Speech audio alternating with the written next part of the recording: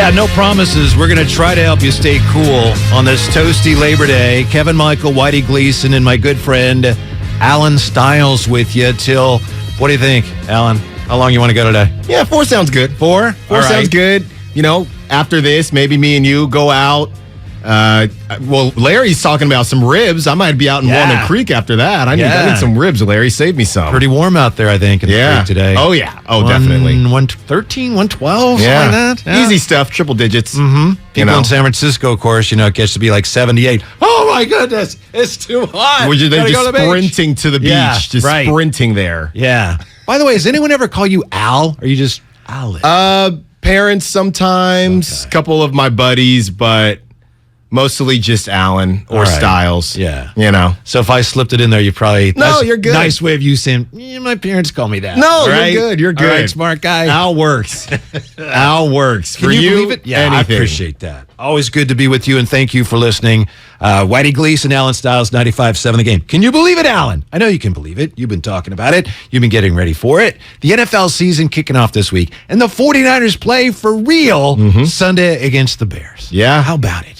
You know, it's funny because now that it's getting closer, they all do this thing. They do the same thing in college football because they want to make us believe that these games are going to be good games. All we've been hearing before is that Chicago's a dumpster fire, right? That's what we've been hearing basically throughout this whole offseason. They don't know what they're going to do with Justin Fields. The team, not the city, right? The team, yes, the team. Number of their teams. Chicago, great city, great city. Don't fly into Chicago, though, for a layover, though, because you'll probably miss your next flight, especially not in the winter. But besides that, Chicago, great city.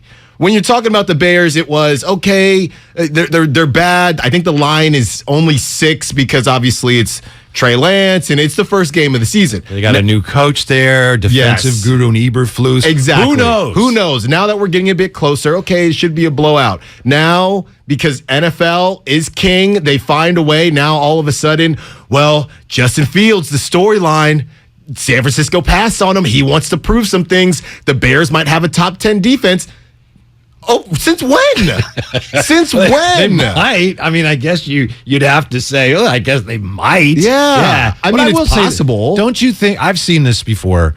Sometimes opening day, especially in the NFL, but this applies to other sports too, opening day, the bad teams, they don't know how bad they are yet. Right. Mm-hmm. So, and especially got a new coach and you've got everybody's fired up. Sometimes teams kind of... they're over their skis. They play a little better than they actually are in opening day. So that's certainly a possibility. No, it definitely is. And when you do look me personally, I like Justin Fields. I wanted the Niners to get Justin Fields and what he did in the college football playoff. And when you get to watch the players, I mean, I get it. College football, it does not directly translate to the NFL, but there's something to be said about when you watch these guys and you think, man, I mean, this kid looks like he could be something. So I thought he was going to be good. I don't know what's going on in Chicago. Obviously, they're a bit in flux right now, but if you're the Niners, when you look, and I actually love doing the whole schedule watching thing. I love it. Do you? I do. We're not going to do, just so you know. We're not going to do that today. We're not I do plenty. I do plenty. Don't worry. But when you look at that, this is a game that the Niners just have to have. There's no ifs and buts about it. Yeah, I think it's a great opportunity for Trey. Hey, Trey Lance. You know all about Trey Lance. The fact that we have now, as you said, some people now are saying they're touting this Bears defense, but the Bears defense last year was not very good. Secondary was awful. Yeah. Secondary was porous, so maybe a real good opportunity for Trey to get off to a good start. By the way, Comcast Business text line, 888-957-9570.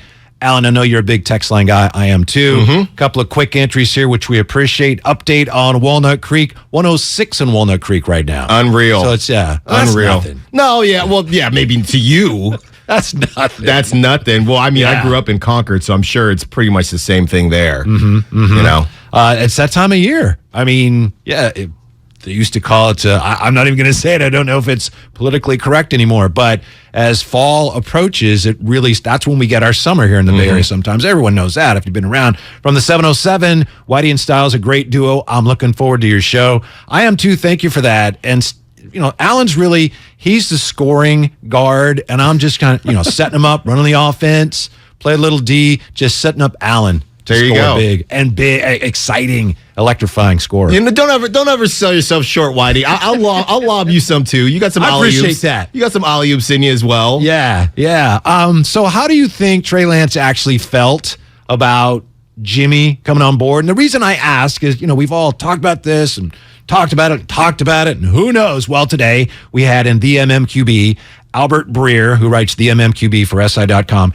He wrote something, and then I know he was on with Larry and Lowe today, and our own Sterling Bennett actually on Twitter went to Albert Breer and said, where's this coming from? Albert Breer has walked back his original comment, which was that, and I have to paraphrase because he changed it now. He took down what he originally said, which was Trey Lance initially was annoyed that the 49ers brought Jimmy back. And then some people said, like I pointed out, Allen, as we know, Sterling asked him, where are you getting this? So now here's the latest from Albert Breer. He's changed his views a little bit. While I heard the news was, as you'd expect, a little complicated for Lance to take it first, he's a smart, mature kid who I believe can handle it. So Albert Breer went from posting Trey Lance was annoyed, and now it was complicated for him. So what are we to make of that? What's your best guess of how Trey actually felt about any of this nonsense? If he wasn't annoyed, I think we do this thing where we expect, and all that we've heard about Trey Lance is how mature he is, and he's wise beyond his years, and he's a bit of an old soul,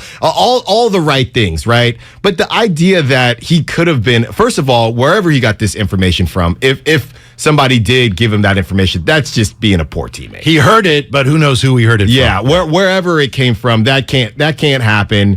And I know he hit the Michael Jackson moonwalk and he walked it back now, but what's done is done. It's out there. And to be completely honest, this would be Trey just being a 22-year-old, right? In my opinion. Why wouldn't he be a little bit annoyed? I'll take it a step further than that, if I may. It's just him being a human being. Exactly. 22 or not. Yeah, exactly. I'm trying to think of a comparison off the top of my head, and I'm not even sure I can. It's as if your girlfriend's ex is working with you, but they're obviously not dating anymore. And she says, hey, it's cool. Or they're working together, right? Let's say that they're at the same company now. Or how about a Labor Day get together? A Labor Day get together. No, he's not going to be here. He's not going to be here. He's not going to be here. And then, oh, you know what? You're cool, right? But he is going to come over. Yeah, he's going to come over. We're not dating, but he's coming over. We're not dating. Yeah. He knows the family. Yeah. Secretly that the mom really likes him a lot. and then you get asked by your lady. Very annoying, Alan. Yeah. Very annoying. You get asked by your lady, are you okay with this? And you just have a wry smile like, yeah. What are you going to do? Yeah. Yeah. Of course you're supposed to say, you're supposed to say what they want you to hear or what they want to hear. But are you annoyed by this? No, but it's a little complicated. No, it's just a little complicated. I'm processing. I'm just processing it. 888-957-9570. George joins us on 95.7 The Game. George, if you were Trey Lance, how would you honestly have felt about all of this? This is what I'm saying about Jimmy. I like Jimmy. He's a good quarterback. He did nothing but win, except in the big game, and that's a knock. But you say he's like Trey Lance is like the new boyfriend coming to town, and Jimmy's still hanging around, and the girlfriend really likes Trey. The mother and father really like Trey, and Jimmy was kind of the best friend of the older brother who's been off to college for 3 or 4 years. Okay. So he's really not in the picture anymore, but he's still hanging around. Yeah. And that's okay because, he'll be encouragement during hard times. And he may even take the lead when things go really bad, but he's not the first choice. Right. My whole thing about this story that was broken earlier on the show, I listened to that, and I actually called in because I wanted to say something. Who are your sources? Good question. Media's been bothering me a little bit lately because you hear a lot of stories of, wow, this is the way it is, and really it's not. So come on, guys. Have your sources, check them, recheck them. Don't just throw out some clickbait. Have some meat to what you're putting out there because this is important. It is, George. Thank you for the call. We're not the ones that reported it. It's a fair question, and that's why Albert Breer walked it back because people asked him that question. Well, who are your sources? Yeah. Oh, maybe I overstated it a little. And someone on the text line here, Comcast Business text line, points out from the 415. By the way, You going to text us? Put your name on it, as Coach Herm says. Put your name on it so we can give you credit. None of you have any idea how Trey Lance felt. You're media, so you have to make stuff up. Fair enough. We don't know how he felt, but it's interesting that someone who supposedly is in the know said one thing about how Trey reacted and then felt the need to go, okay, well, maybe that's not exactly how he felt. Yeah, and I don't think, at least for us, I can only speak, and that's, obviously when we're reading this stuff, we don't know if it's viewed as at us or everybody else. But I mean, I would never, nobody would ever, at least here, sit there and say, this is how Trey felt. Because I don't know. Nobody knows. Right. The bottom, here's the thing. We can take this more big picture. Number one, if he was annoyed, who cares? I mean, like we said, anybody would be a little bit, Yes. maybe even whatever the term is. Number two, I hear what George is saying, but obviously you're not going to get these sources to continue to give information if you cite them. Yeah, it was, I'm not even going to say a name here, right? It was number whatever. He told me that, or this is how I found out, because now he's not going to get that information anymore. I get it. You can't just throw things around willy-nilly, but there is a bit of a tango to it, No, right? you're right. You can't necessarily say, yeah, this is who I heard it from at the same time. And I guess the last thing I would say is that this is what we've been talking about in terms of the big picture with this. Well, the media is going to create all this stuff. You can blame the media if you want, but the bottom line is this. The 49ers organization knew they would have to deal with this stuff if they brought Jimmy back. They knew it. Yeah. So you don't be surprised if you hear 10 more different stories. That's just how it is. It's probably the most compelling story in the NFL right now. We're trying, well, I can't speak for Alan. I think, though, what he and I think we're on the same page here. We're trying to diffuse this story in this sense. If Trey was annoyed, if he was, we don't know. If he was, well, wouldn't that be understandable? On the text line here, Gene in Oakland. Good to hear from you, Gene. Gene suggests if Trey is supposed to fill Jimmy's shoes, the least he can do is handle having him as a backup, just like Jimmy showed him last season. I agree with that. And even if Trey was annoyed, that doesn't mean he can't handle it. It means that he's a human being. But you made a really interesting point, an important one that we all have to be aware of, I think, as consumers of sports media. It's also possible that Albert Breer knows what he wrote was going to be talked about, and then he has a source, whoever the source is, we don't know. But you don't want to lose that source. You don't want to have the source go, look, I tell you this one little thing, and then it blows up. I'm not telling you anything now, right? So, yeah, you have to keep that in mind. I'm just saying I have no reason. I don't have a hard time believing that maybe Trey was annoyed, but whether he was or wasn't, I don't really think it's that big of a deal. No, I don't think so either. I think the thing is, with stories like this, there's no way he can be proved to be right? Because nobody in that organization is going to say, yeah. The next press conference, Trey's not going to say, yeah, I was a little bit annoyed. I would bet you money that he was. Right? Yeah, no one's going to say that, so there's no way to find out if this is true or not. But when you talk about having these sources and not wanting to divulge who they are, that's as if, okay, I got a source telling me that Debo isn't very happy, right? And then a week later, Debo has a trade request. Yeah. Then you say, oh, wow, this person's more credible. What Albert Breer is doing, you can't fact check it. And there's no way to know unless they break character, which nobody on the Niners has broken character yet. They all, if they're not happy about it, they've all deserved Oscars from all the way up and down the train. Even Kyle Shanahan. Oh my gosh. Yeah. Jimmy's still available. We just thought, wow, golly gee willikers, we are so excited and just lucky that this happened. It just happened to fall our way. Okay, Kyle. I think more significant is the fact that Albert Breer, what he was really writing about here was that in his opinion, his professional opinion, he said, boy, this is a really awkward deal that the 49ers have going. And what he said was, look, let's face it, this isn't what any of them wanted.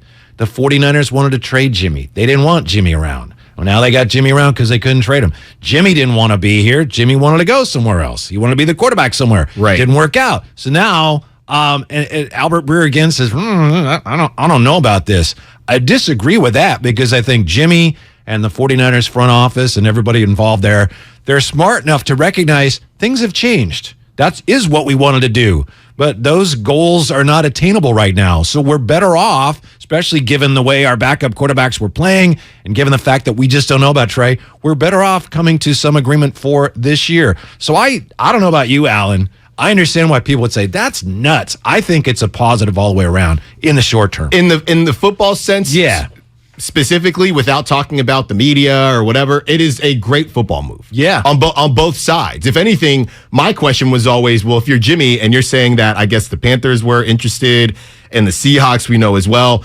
Maybe the Colts were. Yeah. And it's like, oh, he blew out his shoulder. Well, but even after that, from what I believe that they did say that there were offers, but Jimmy thought this was the best situation, which begs the question, okay, I guess he didn't want to go to a bad team and be running for his life versus sitting on a good team. And, if Trey doesn't play well, I'll get an opportunity, because I've always thought that, look at Mitch Trubisky. He did absolutely nothing but ride pine on a good team. By the way, Ben Roethlisberger, who now has a podcast, said today Trubisky should be starting there. Oh, gosh. Well, Ben, they're in this position because you just refuse to retire, man. He ain't no Draymond Green when it comes to podcasts. Nobody is. Nobody is. I do have this from Albert Breer. This is as of an hour ago when he quote tweeted our own Sterling Bennett. Shout out Sterling, SoCal. Yeah. The SoCal King. Sterling's right there, by the way. Oh, Sterling. In his Diamondbacks hat. There you go. Yeah. There you go. Okay, so on that. He says, quote, from a tweet, yeah, full disclosure, my wording might have been a little presumptive there. I'm not climbing in the guy's head. What I heard was it was complicated news to take, as you'd expect it would be. And again, that was just in the immediate aftermath. And then a big space, and then he writes, he'll be fine. Yeah. After you get everyone going. Yeah. Fair enough. I do think, though, Alan, we all know that a lot of teams around here, a lot of teams in all sports, they talk a lot about culture. We know about the Warrior culture. And the 49ers, one of those teams that claims we've got a great culture here.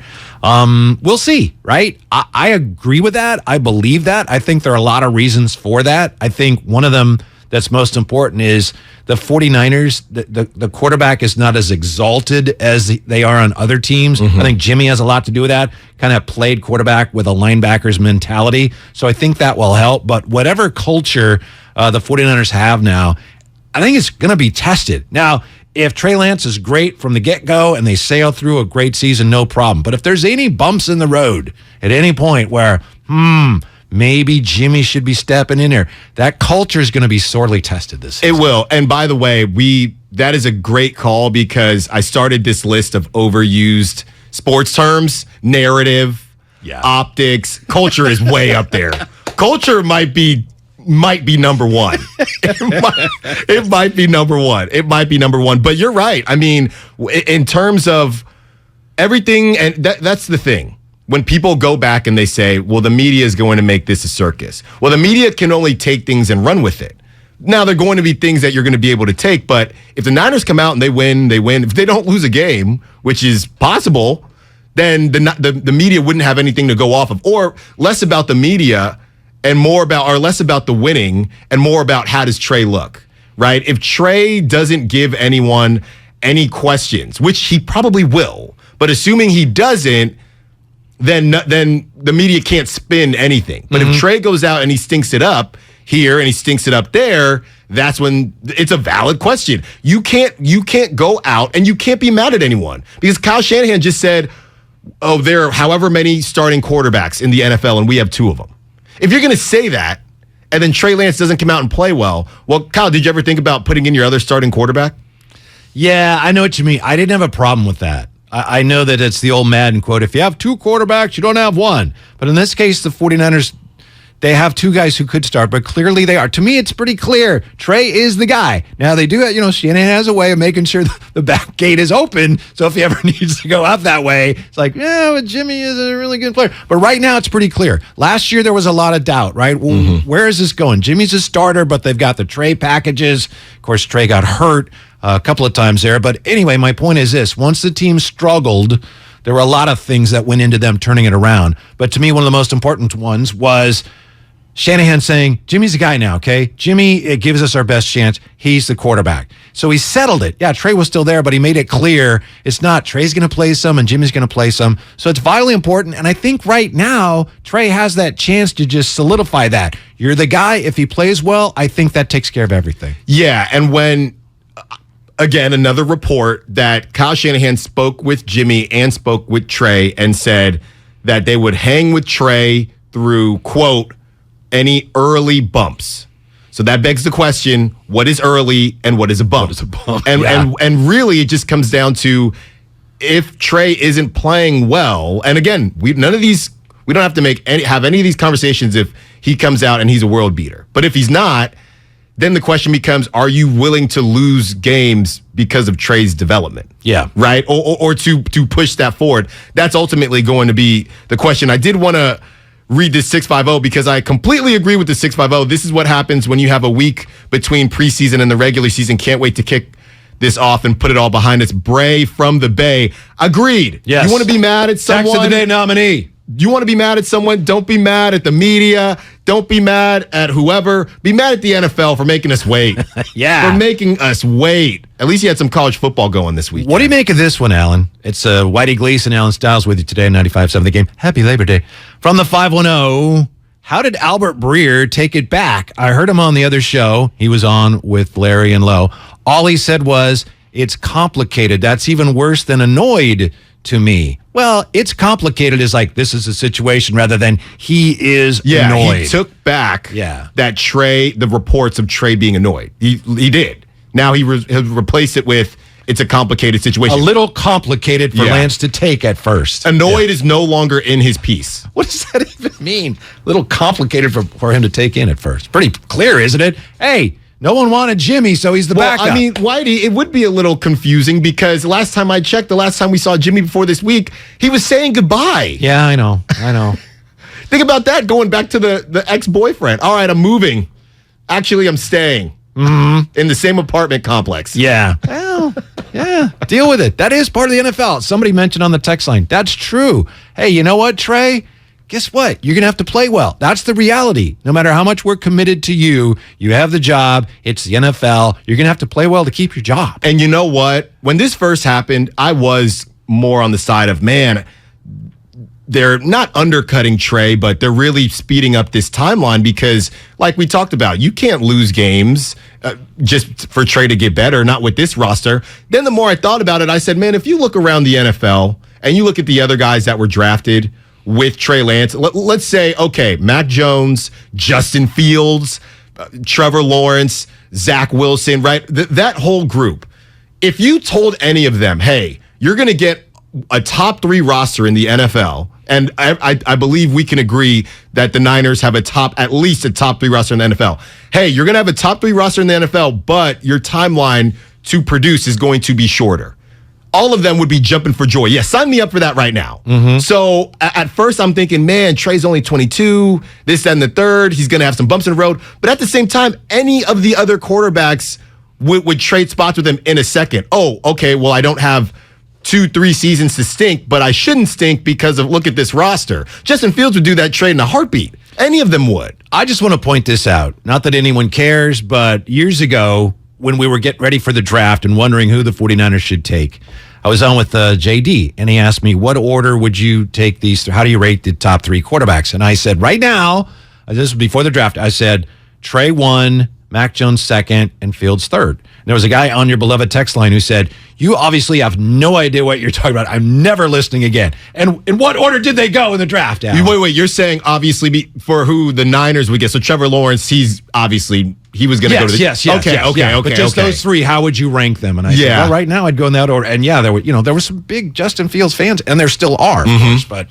turns out that's the way it went down. That is how it went down. And that's why, again, we haven't seen... If we're going to sit here and use the G word, and I think this is overused too, but Kyle Shanahan, offensive genius, all this stuff, sure, then we have to believe that he's going to scheme a great offense with Trey Lance. And I think that it's up to Trey Lance to perform, but he's going to be put in ridiculously good situations. 888-957-9570. Drop of the hat. Matt joins us from San Francisco. How warm is it where you are today, Matt? It's too warm for me, man. Look, I got a question I want to ask y'all, right? The year when these quarterbacks was drafted, it was 5 quarterbacks that went in the first round, right? Let's just say, what are the percentage of these quarterbacks that's going to make it on his roster moving forward for the team that drafted him? Highly unlike all 5 of them going to make the cut, right? Somewhere down the line, 2 of them going to be a bust, right? So my thing with everybody that, look, I got nothing against Trey Lance, right? Trey Lance is nobody. Nobody even heard of Trey Lance. He just out the group became, one of the top quarterbacks, right? But obviously he don't have a lot of experience. That's the problem with Trey Lance. Another question I got, like, what have I seen in Trey Lance last year with the Arizona Cardinals, even the Houston game? Is there anything that I see I can say, this is the 49er quarterback moving forward? Trey Lance, man, I tell you, if he go against Chicago and he stumble and he throw 3 pick six, what you gonna do then? You know what I mean? And last but not least, Justin Fields should have been the 49ers. The 49ers should have picked Justin Fields. That's all I got to say. All right, maybe you're right. We'll find out. But as far as that pick six in game one, that's the early bump we talked about, right, Alan? 49ers have already made it as clear as they can that nope, they're willing to gotta fight tolerate some of that. Some of it, yes. How much? That's ultimately the question. Early bump. Yeah. By the way, Alan and I with you till 4 today. Then you want to make sure you stick around from 4 to 6 to hear the Red and Gold Roundtable. Bonte, Damon, and Kyle Madsen discussing all things 49ers, getting you set for week 1 and next Sunday at Soldier Field against the Chicago Bears. Again, that's the Red and Gold Roundtable coming up today at 4. Here's what we have coming up next. How many Super Bowl votes should the 49ers get? We'd love to hear from you on the Comcast Business text line or give us a call, 888-957-9570. Allen Stiles, Kevin Michael, Whitey Gleason on 95.7 The Game. Ever since I got the new Galaxy Z Flip 4, I've been learning all these new tricks with my dog Finn.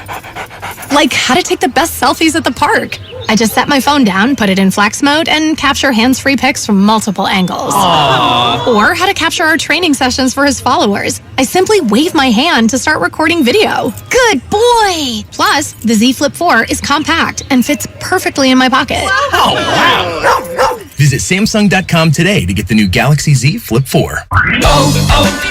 O'Reilly! Improve fuel mileage with Chevron Techron Fuel System Cleaner at O'Reilly Auto Parts. A clean fuel system can increase your vehicle's performance and gas mileage. Get Chevron Techron Fuel System Cleaner starting at $9.99 and earn 10 times O Rewards points on your purchase. Get the most out of every gallon. Stop by O'Reilly Auto Parts or shop O'ReillyAuto.com today.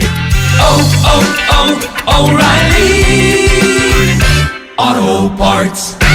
Hey, Becky, what about this beat for your next song? It's cool, but I'm into faster stuff lately. Like Xfinity that gives me beyond gig speeds. Got it. What about this then? It sounds powerful, just like Xfinity. Because its supersonic Wi-Fi has 3 times the bandwidth, you can connect hundreds of devices at once. That's what I call power. Unbeatable internet from Xfinity. Made to do anything so you can do anything.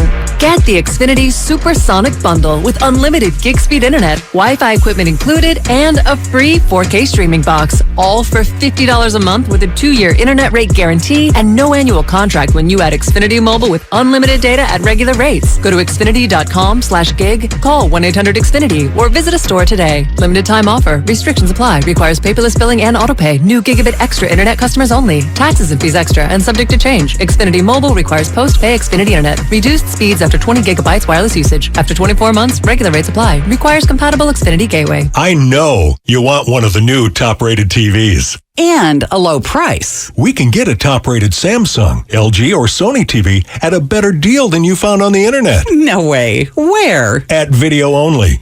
This weekend, they've got special 3-day-only prices on all those top TVs. Video Only can beat all these deals I've found? That's right. This weekend, Video Only's got great deals on the best TVs. So let's check them out, or... We'll be sorry. Hi, I'm Aaron, owner of California Deluxe Windows. Ever notice? When your neighbors get new windows, there is a large black eye of broken stucco, uneven plaster, and even mismatched paint. At California Deluxe Windows, we never leave a ring around the window. Why? Because we are one of the only companies in California who custom crafts every window and door to your home's exact measurements. Almost everyone else on the radio is a distributor. They grab a window from a warehouse, break open your walls, shove it in, and patch things up. At California Deluxe Windows, we take pride in our work. Our installation technique technique is so precise, we do not break your stucco. Your house could be covered with potato chips, and we wouldn't crack one. Call now, and for a limited time, you get 30% off your entire order and 24 months of interest-free financing. 800-874-3600. 800-874-3600. That's 800-874-3600. California Deluxe Windows. Windows engineered for life. Certain terms and conditions apply. CSLB number 774518.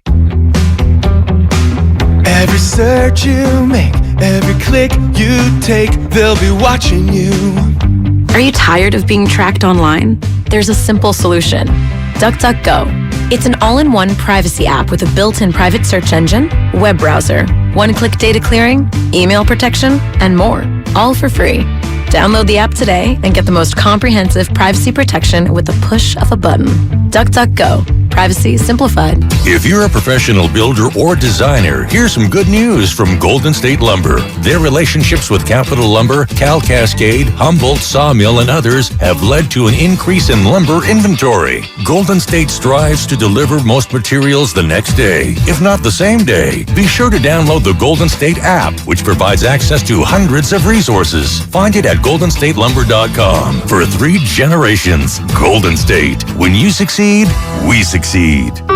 Take BART to Lake Merritt Station this Saturday, September 10th for a celebration 50 years in the making. BART is celebrating 50 years of service to the Bay Area with the Family Fun Festival. The big birthday party is free and open to the public from 11 a.m. to 4 p.m. Bring family and friends for food trucks, music, games, prizes, and more.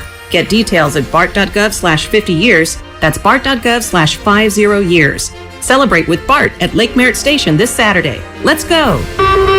Visit Friedman's Appliance in Pleasant Hill September 23rd through September 25th for their fall clearance sale event and take advantage of one-of-a-kind opportunities. Visit Friedman's Appliance Fall Clearance Sale event for the best time to save on new appliances for your home. The Labor Day event from Dell Technologies is here. End the summer strong by starting up a new season of productivity. Your business upgrade begins with up to 48% off top-rated laptops, like Vostro, taking performance to the next level with 12th Gen Intel Core processors. It's time to push your growing business even further. What's next for you? Upgrade today by calling 877-ASK-DELL. That's 877-ASK-DELL.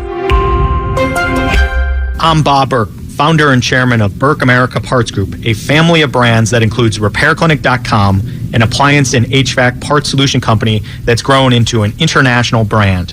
Before AmericanEagle.com, we partially launched a new technology platform developed by another firm.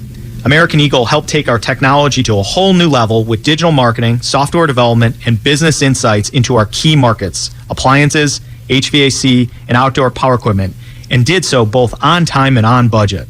AmericanEagle.com has the resources, experience, and talent needed to produce solutions. Our new technology platform, developed by AmericanEagle.com, has produced tremendous results with higher traffic, conversion, engagement, and online revenue.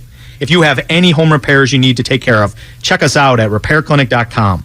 If you need a world-class website or technology project, then I would highly recommend AmericanEagle.com. Call AmericanEagle.com at 773-NETWORK. That's AmericanEagle.com, 773-NETWORK. Kirby is your driveway mechanic. They bring the shop to you with brake and tire replacements, oil changes, and so much more. Get $50 off your first oil change with code OIL50 at Kirby.com. That's CURBEE.com and use code OIL50.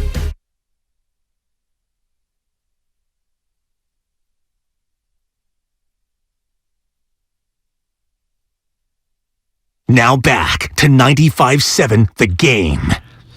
Here's the dang deal. Whether Trey Lance was confused or annoyed when he heard that the 49ers were bringing back Jimmy Garoppolo, it comes down to 2 things for him. He has to win, and he has to be improving during the course of the year. Whitey Gleason, Allen Stiles with you today on Labor Day, with you till 4. I really think that's what it comes down to for Trey Lance this season, Alan. He's got to win. They have to win games, and whether that's, his doing or not, they have to be winning, and he's got to be improving. He has to be a better quarterback at the end of the year than he is going to be week 1 against the Bears. Yes, and that was always the plan. That was always what we thought it would be. I think the question just becomes, okay, if it was, and Kyle Shanahan said, if this deal didn't work out, Brock Purdy would have been the number 2.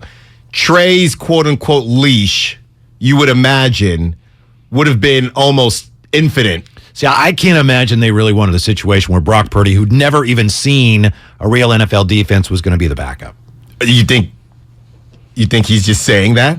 Because that's what he said. That's what Kyle Shanahan said. Well, I'm just saying I can't imagine they really would have been feeling great about that. Maybe it's true, but I think they probably felt the need that, all right, we're going to have to address this. Yeah, I think even if you look around the league, though, right? Oh, well, we have the best backup, this, that, and the third. Most backups are not good, right? Yeah, I mean, you're not built. You want your backup to just split. Yeah. Please just split. You're not necessarily, if your quarterback goes down, you're not competing for a championship. You're just trying to hold your head above water until he comes back. Game over, man. Yeah, you know what? To answer your question, I doubt that they would have gone with Brock Purdy as the backup. And I know they love Brock Purdy, and we've all seen how well he has played, but I can't imagine they would have gone into the regular season with a quarterback who's barely played and then a backup who had never played, whether Kyle Shanahan said that or not. I just can't imagine they would have done that. Of course, it's Trey Lance against Justin Fields this week. We mentioned a lot of Justin Fields fans on the text line here, Comcast Business text line. The 49ers messed up by passing on Fields. He can do everything in caps Trey can do. Faster, pro-ready, battle-tested. Love the Niners, but Fields should have been ours. And I know you're one of those people that really, I don't know how you feel about him compared to Trey Lance, but you're a Justin Fields guy. I really did like Justin Fields, or do like Justin Fields. I feel for him because he's in a tough spot. But again, top 10 defense possibly. And he's going to have, you talk about a leash. I mean, they have no choice. They're going to let him do whatever he wants all season long. I think the tough thing for him is moving forward, this new group, the coaching staff, they're not connected to him. So if they don't play well, and they borderline tank, not on purpose, is it out of the realm to think, all right, let's get another quarterback and see what we can do? Someone that fits whatever they're trying to do. We don't know, right? Whatever they're trying to do. Or Justin Fields balls out and they decide we want to roll with this guy. This guy's going to be, our franchise QB. Doesn't that happen a lot in Chicago? Where they go from one quarterback to another? Yes. Am I right, Sterling? Evan? Doesn't that happen sometimes in Chicago? Yeah. 888-957-9570. Filmo Mike is with us on 95.7 The Game. What's up, Mikey? Hey. What's good, man? I just want to preach patience, man, because the thing that kind of annoys me about the coverage of Trey Lance, we've seen some preseason games, and we've seen him play 2 times in the regular season already. But people have this, they just know that he's going to be a certain type of player, and really, ultimately, we have no clue what type of player he's going to be. We don't know if he's going to be worse than Jimmy, at par with Jimmy, better than Jimmy. Who knows? So my thing is, if we could just please preach patience. I know it's a radio show. You're trying to feed the people, but at the same time, the reality is we really don't know what type of player he's going to be. What's your best guess, Mike? Mike, I'm sorry. What is your best guess? Nobody knows. You're right. So, we're not going to record this and then play it back if you're wrong. But what is your best guess of what kind of player Trey Lance is going to be this year and in the future? A little less efficient than RG3's first year. Little bit less efficiency on a little bit, but that's my comp for his first year. That's mine. And RG3 was pretty good as a rookie. How much do you think he's going to end up running the ball this year? Hopefully not that much, but with the offensive line, I've already seen in the preseason, he's gonna have some scramble plays that either go, Yeah, I don't think he's quick. I think he's fast, not quick. But once he get out the pocket, he'll make a couple of good plays. Thank you, Mike. Good to hear from you. I know today in The Athletic, Alan, maybe you saw this, they had some over-under numbers for the Niners. One of them was Trey Lance, over-under 500 yards rushing this year. I think Vegas has something. Vegas has more than that, but it's in the 500 range. It's 539 or something like that. So that's what they're thinking. Here's my thing, and great call as always from Filmo Mike. Yes. But here's my thing. It's not a matter of anybody trying to speed up Trey's development, right? It's not a matter of us talking about it on the show. It's not a matter of anybody writing about it. The bottom line is this. The Niners have a window. And that was always the question with the Trey Lance pick. Because you look at the Niners basically ready to go right now. They said, hey, Jimmy couldn't get us to the mountaintop. We're moving forward. So you move forward with the most inexperienced QB in the draft. Meanwhile, your roster is ready to go right now. Yep. So we can talk about, and that's what we were discussing in terms of the other QBs, because the other QBs, they have time because those teams stink. Right? The Jags stink. That's why I was saying, the Jets stink. They have time. To your point, I was saying this to JD on Saturday. In some ways, where the Warriors are with Trey Lance, in some ways it's similar to where the Warriors are with some of their young players. Exactly. Because you're trying to develop and win at the same time, and it's tricky. It's tricky, and it's obviously in football, you're talking about the QB, so Kuminga, we can talk about Kuminga a little bit later, and what he's got going on. But getting back to Kuminga could run for more than 500 yards, I think. He could. Yeah. He definitely could. My whole thing is, so they don't have time. That's why when we hear about these early bumps and what that's going to look like, to me, when you're talking about Jimmy G being a backup, this is what is funny, because there are essentially two takes about Jimmy G.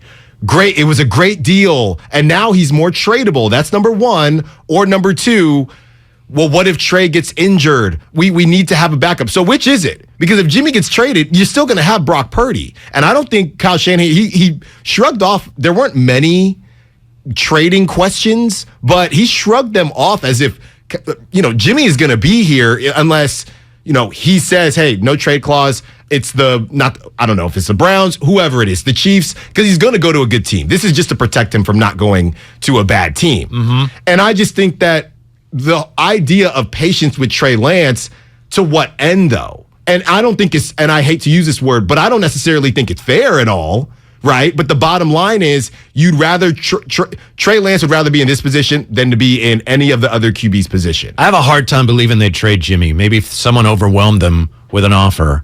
But there's just, assuming they get off to a good start, assuming they're in playoff contention, assuming that, as you said, everything else, especially defensively, it looks like the Super Bowl window is open. So, halfway through the season, you're not going to say, well, I guess we won't need a good backup quarterback, because you never know when that's going to happen. And if they're serious about winning a Super Bowl, I think Jimmy will be there all year. Because you have to have even an if he insurance never policy. plays. I mean, because think about it like we just talked about. Most backups aren't very good. So you are in a unique position. Do you really want to give that up? Specifically when you don't know what you're going to get from your starting QB. And so if you look at where the trade deadline is, I believe it's November 1st. So that's essentially 8 games. Yeah. Right? So 8 games to see what Trey Lance looks like. And the question is going to be, so they did a good job. We heard a little bit about Carolina. We heard a little bit about, the Seahawks, whatever. But if you see Miami and Tua is just not playing well, or the Daniel Jones experience has just gone off the rails wherever, you're going to know that these teams are looking at Jimmy. So the Niners aren't going to be able to hide and say, oh, well, we didn't really get any offers. They're going to have to come out and say, we're not trading Jimmy at some point.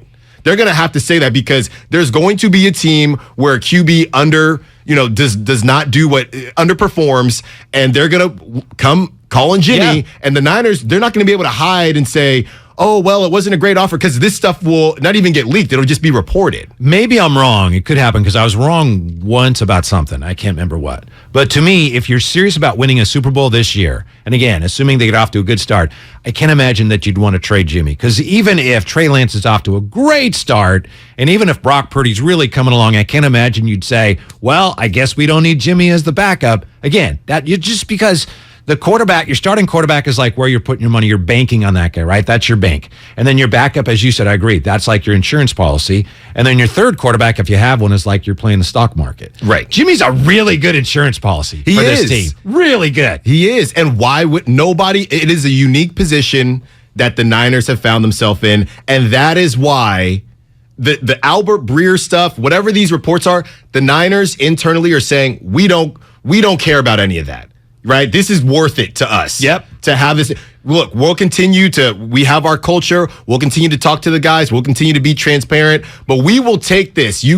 Everybody writing 1,000 different articles, right? You might even, the Niners, they might actually be in a better spot because of how much information is out there. Nobody knows what to believe. back in the 40s and 50s, there'd be one story so everyone can ride with it. Now I could look up 5 different stories on the Niners right now, and if you're a Niners fan, you can choose what you believe and what you don't. So the Niners can say, hey, there's a lot of reports out right now. All we know is internally we're happy. Yeah, right? I think anybody who knows anything about it, who's experienced it on any level, knows that if Trey is a little bit looking over his shoulder, and if there is a little bit of, hey, this guy's been good to me, but that's natural, and it's not necessarily bad. 888-957-9570. Roy in San Leandro, 95.7 The Game. Roy, give us a temp check for San Leandro right now, if you would. Hey, how's it going, fellas? Good. How hot is it there? Oh, boy, it's killing me, man. Yeah. Hey, look, I just wanted to chime in real quick. Yeah. I agree with, the other host saying that Garoppolo is a good insurance policy, and I do think the 49ers are going to be good this year.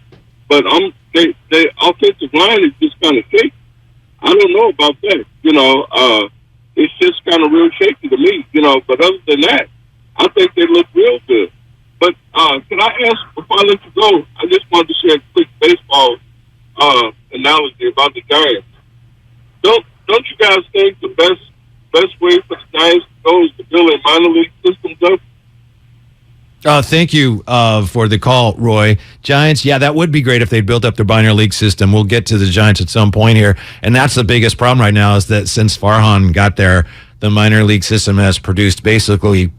No, they're 12th right now in ranked as in terms of their prospect system. So they're 12th in as far as their farm system, which isn't bad, right? I think they need it for it to be better at this point. And here's the thing. Me and Whitey like to talk some baseball, right? Yeah. This is the last thing I'll say. Lewis Brinson, he might figure it out on the Giants. But all I want to say is this. For everybody holding out for the Calvary, for the Marco Lucianos, for all these guys, I'm not counting Kyle Harrison because he went to De La Salle just like I did. Yeah. Shout out De La boys. Kyle Harrison will be a guy. But hey, how'd they do in football last weekend? Oh, wow. Really? Well, I don't know. They lost to Sarah for the first time. Oh, that's right. I saw you tweeted that, right? You're funny. Right. Now you can't call me Al anymore. That's out. That's and where did you go to school? Where'd you go to college? I went to Temple. How'd they do? They got smacked by Duke. Oh, that's right. It was a rough weekend. Right. I knew that. It was that. a rough weekend for me. What am I doing asking you? I knew that. I'm sorry. But the cautionary tale is this. Lewis Brinson was the 29th pick in the 2012 draft, first round. Wait. You said 2012? I believe it was 2012. Yeah. I mean, that's 10 years ago is my point. So he's 18, and now he's 28. Wow. And he hasn't done anything.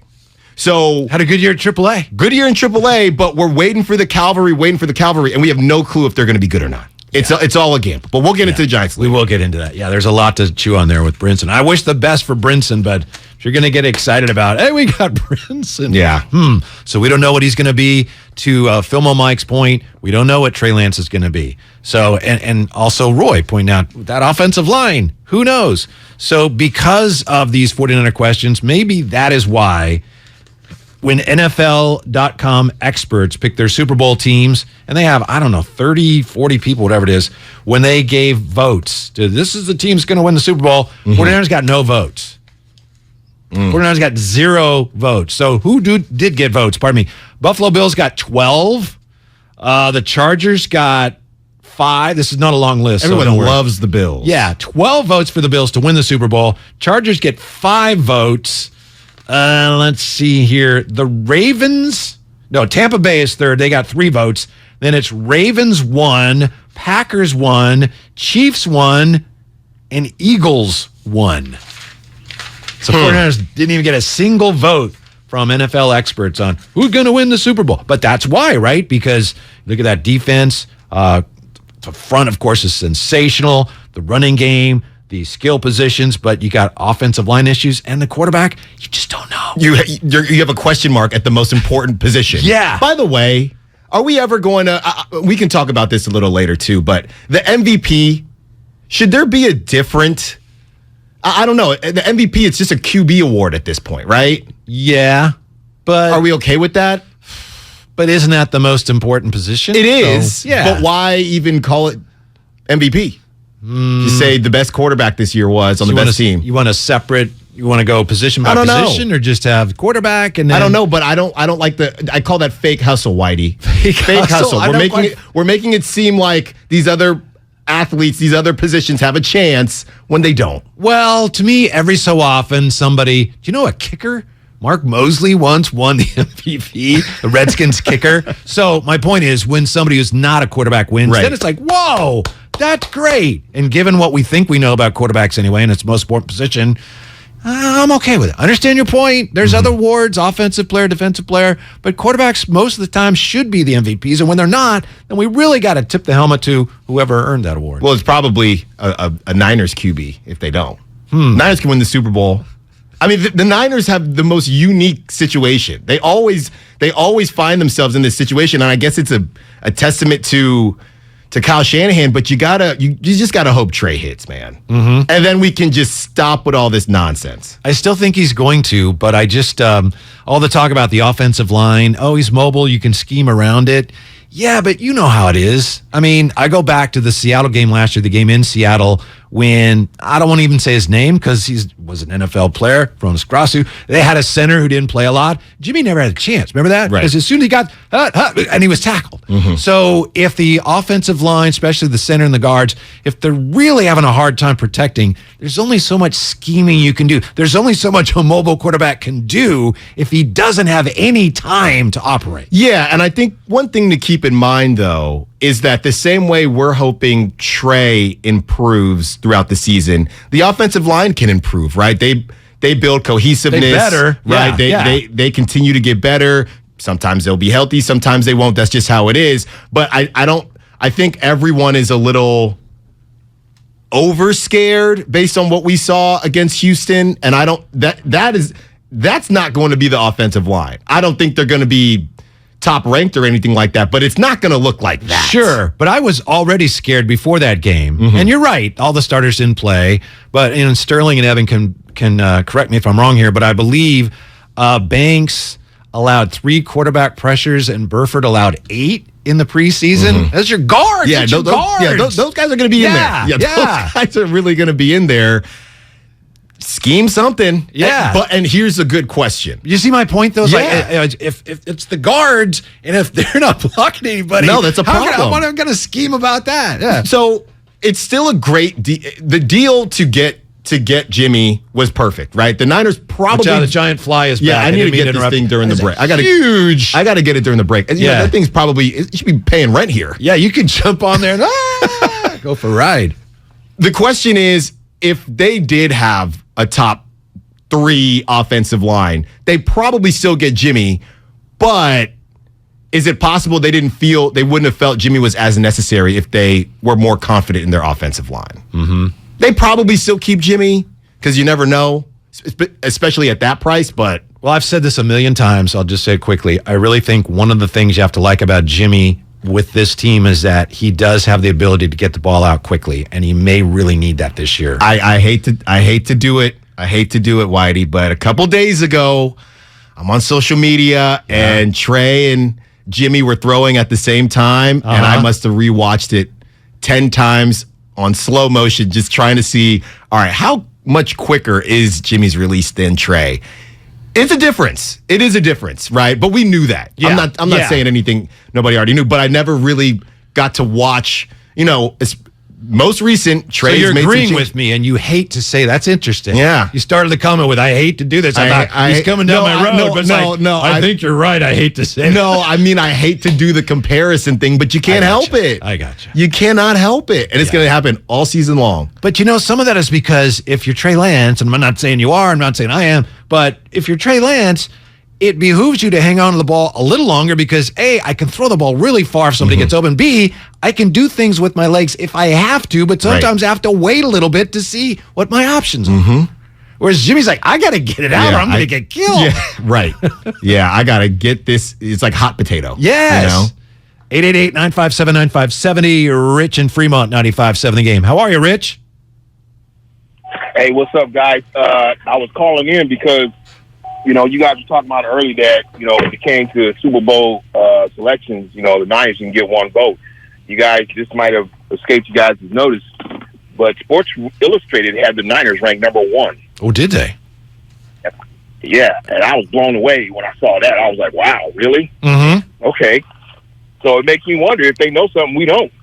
Thanks, guys. No, thank you, Rich. I had not seen that. I had seen in The Athletic, Mike Sando polled NFC executives, I think 5 of them, anonymous executives, and they had, for what it's worth, they had the 49ers 4th in the conference behind the Rams, Tampa Bay, and Green Bay. So I did not know that, Rich. Yeah. Yeah. Sports Illustrated, that's where Albert Breer works, though, huh? Yeah, a little inside. Yeah. Well, what we've heard multiple times now is people that were at training camp, anyone who's just been around this team has at worst a top 3 NFL roster. It's just the question mark is at the most important position. And I cannot wait, because let's say they come out and they ball out against the Bears I expect them to, right?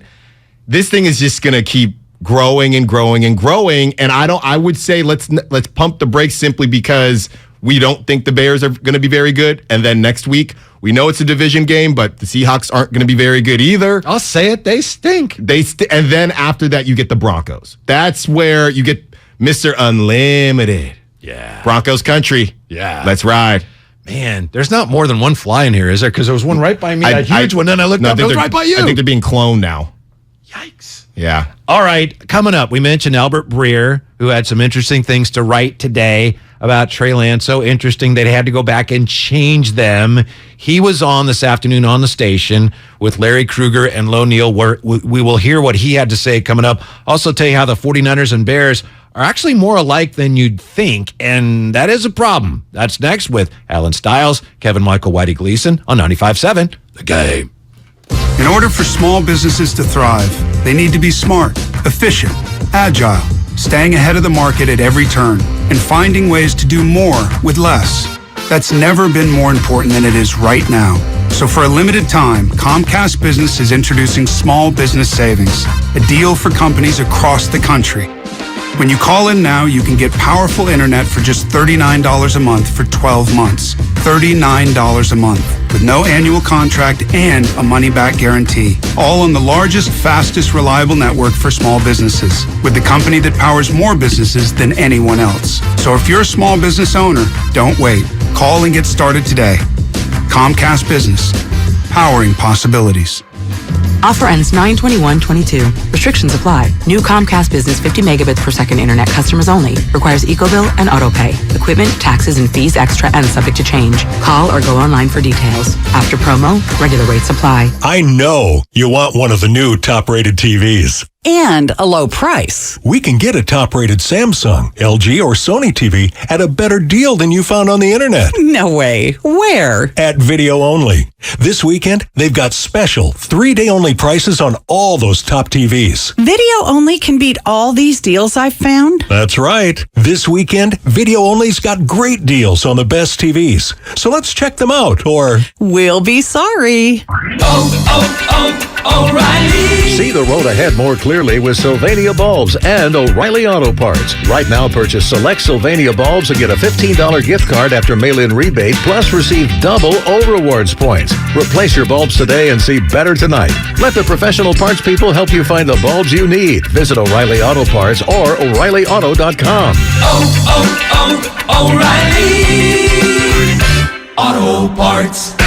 You put it in your mouth and you chew it up real good. I know how to chew gum, Dad. Hurry up, we got leaks to fix. What are you two up to? We're fixing our leaky pipes. Yeah. With gum? Yeah, it's a hack, Mom. A what? A hack. You know. A do-it-yourself trick. No, the trick to fixing leaks and low water pressure is calling repipe specialists. You mean professionals? I mean, repipe specialists can repipe our whole house in 1 to 2 days. Fix the leaks and low water pressure, repair the holes in the walls if we want, and they guarantee their work for life. Got leaks or low water pressure? Call the professionals at Repipe Specialists, and in 1 to 2 days, they can repipe your whole house with new PEX tubing. With over 60,000 repipes completed, that's their specialty. You really stepped in it. I was just being... Gum, Dad. You stepped in the gum.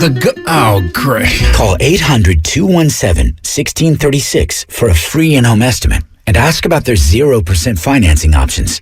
That's 800-217-1636. Call today, 800-217-1636, or visit repipe.com. Attention veterans. If you were stationed at Camp Lejeune between 1953 and 1987, you and your family may be victims of toxic water poisoning. You could be awarded financial compensation for your suffering. Cancers, birth defects, deadly illnesses have all been linked to the contaminated water. Congress is now holding the government accountable, but you must act now. Get your free case review. Call True Law at 877-560-8555. 877-560-8555. Or visit sickvets.com. That's sickvets.com.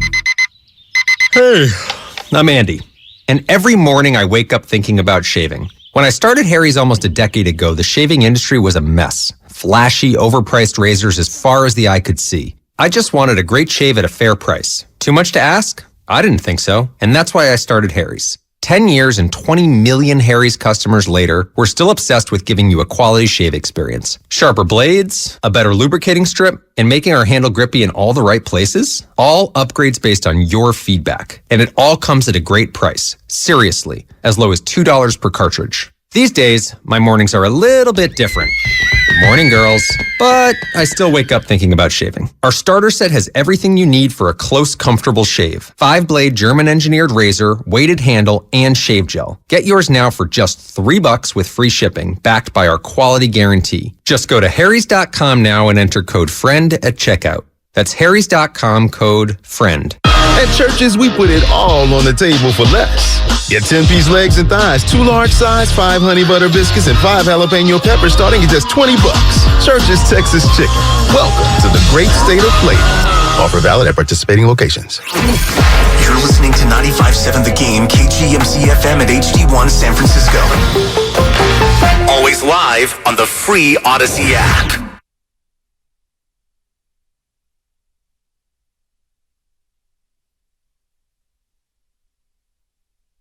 Now back to 95.7 The Game.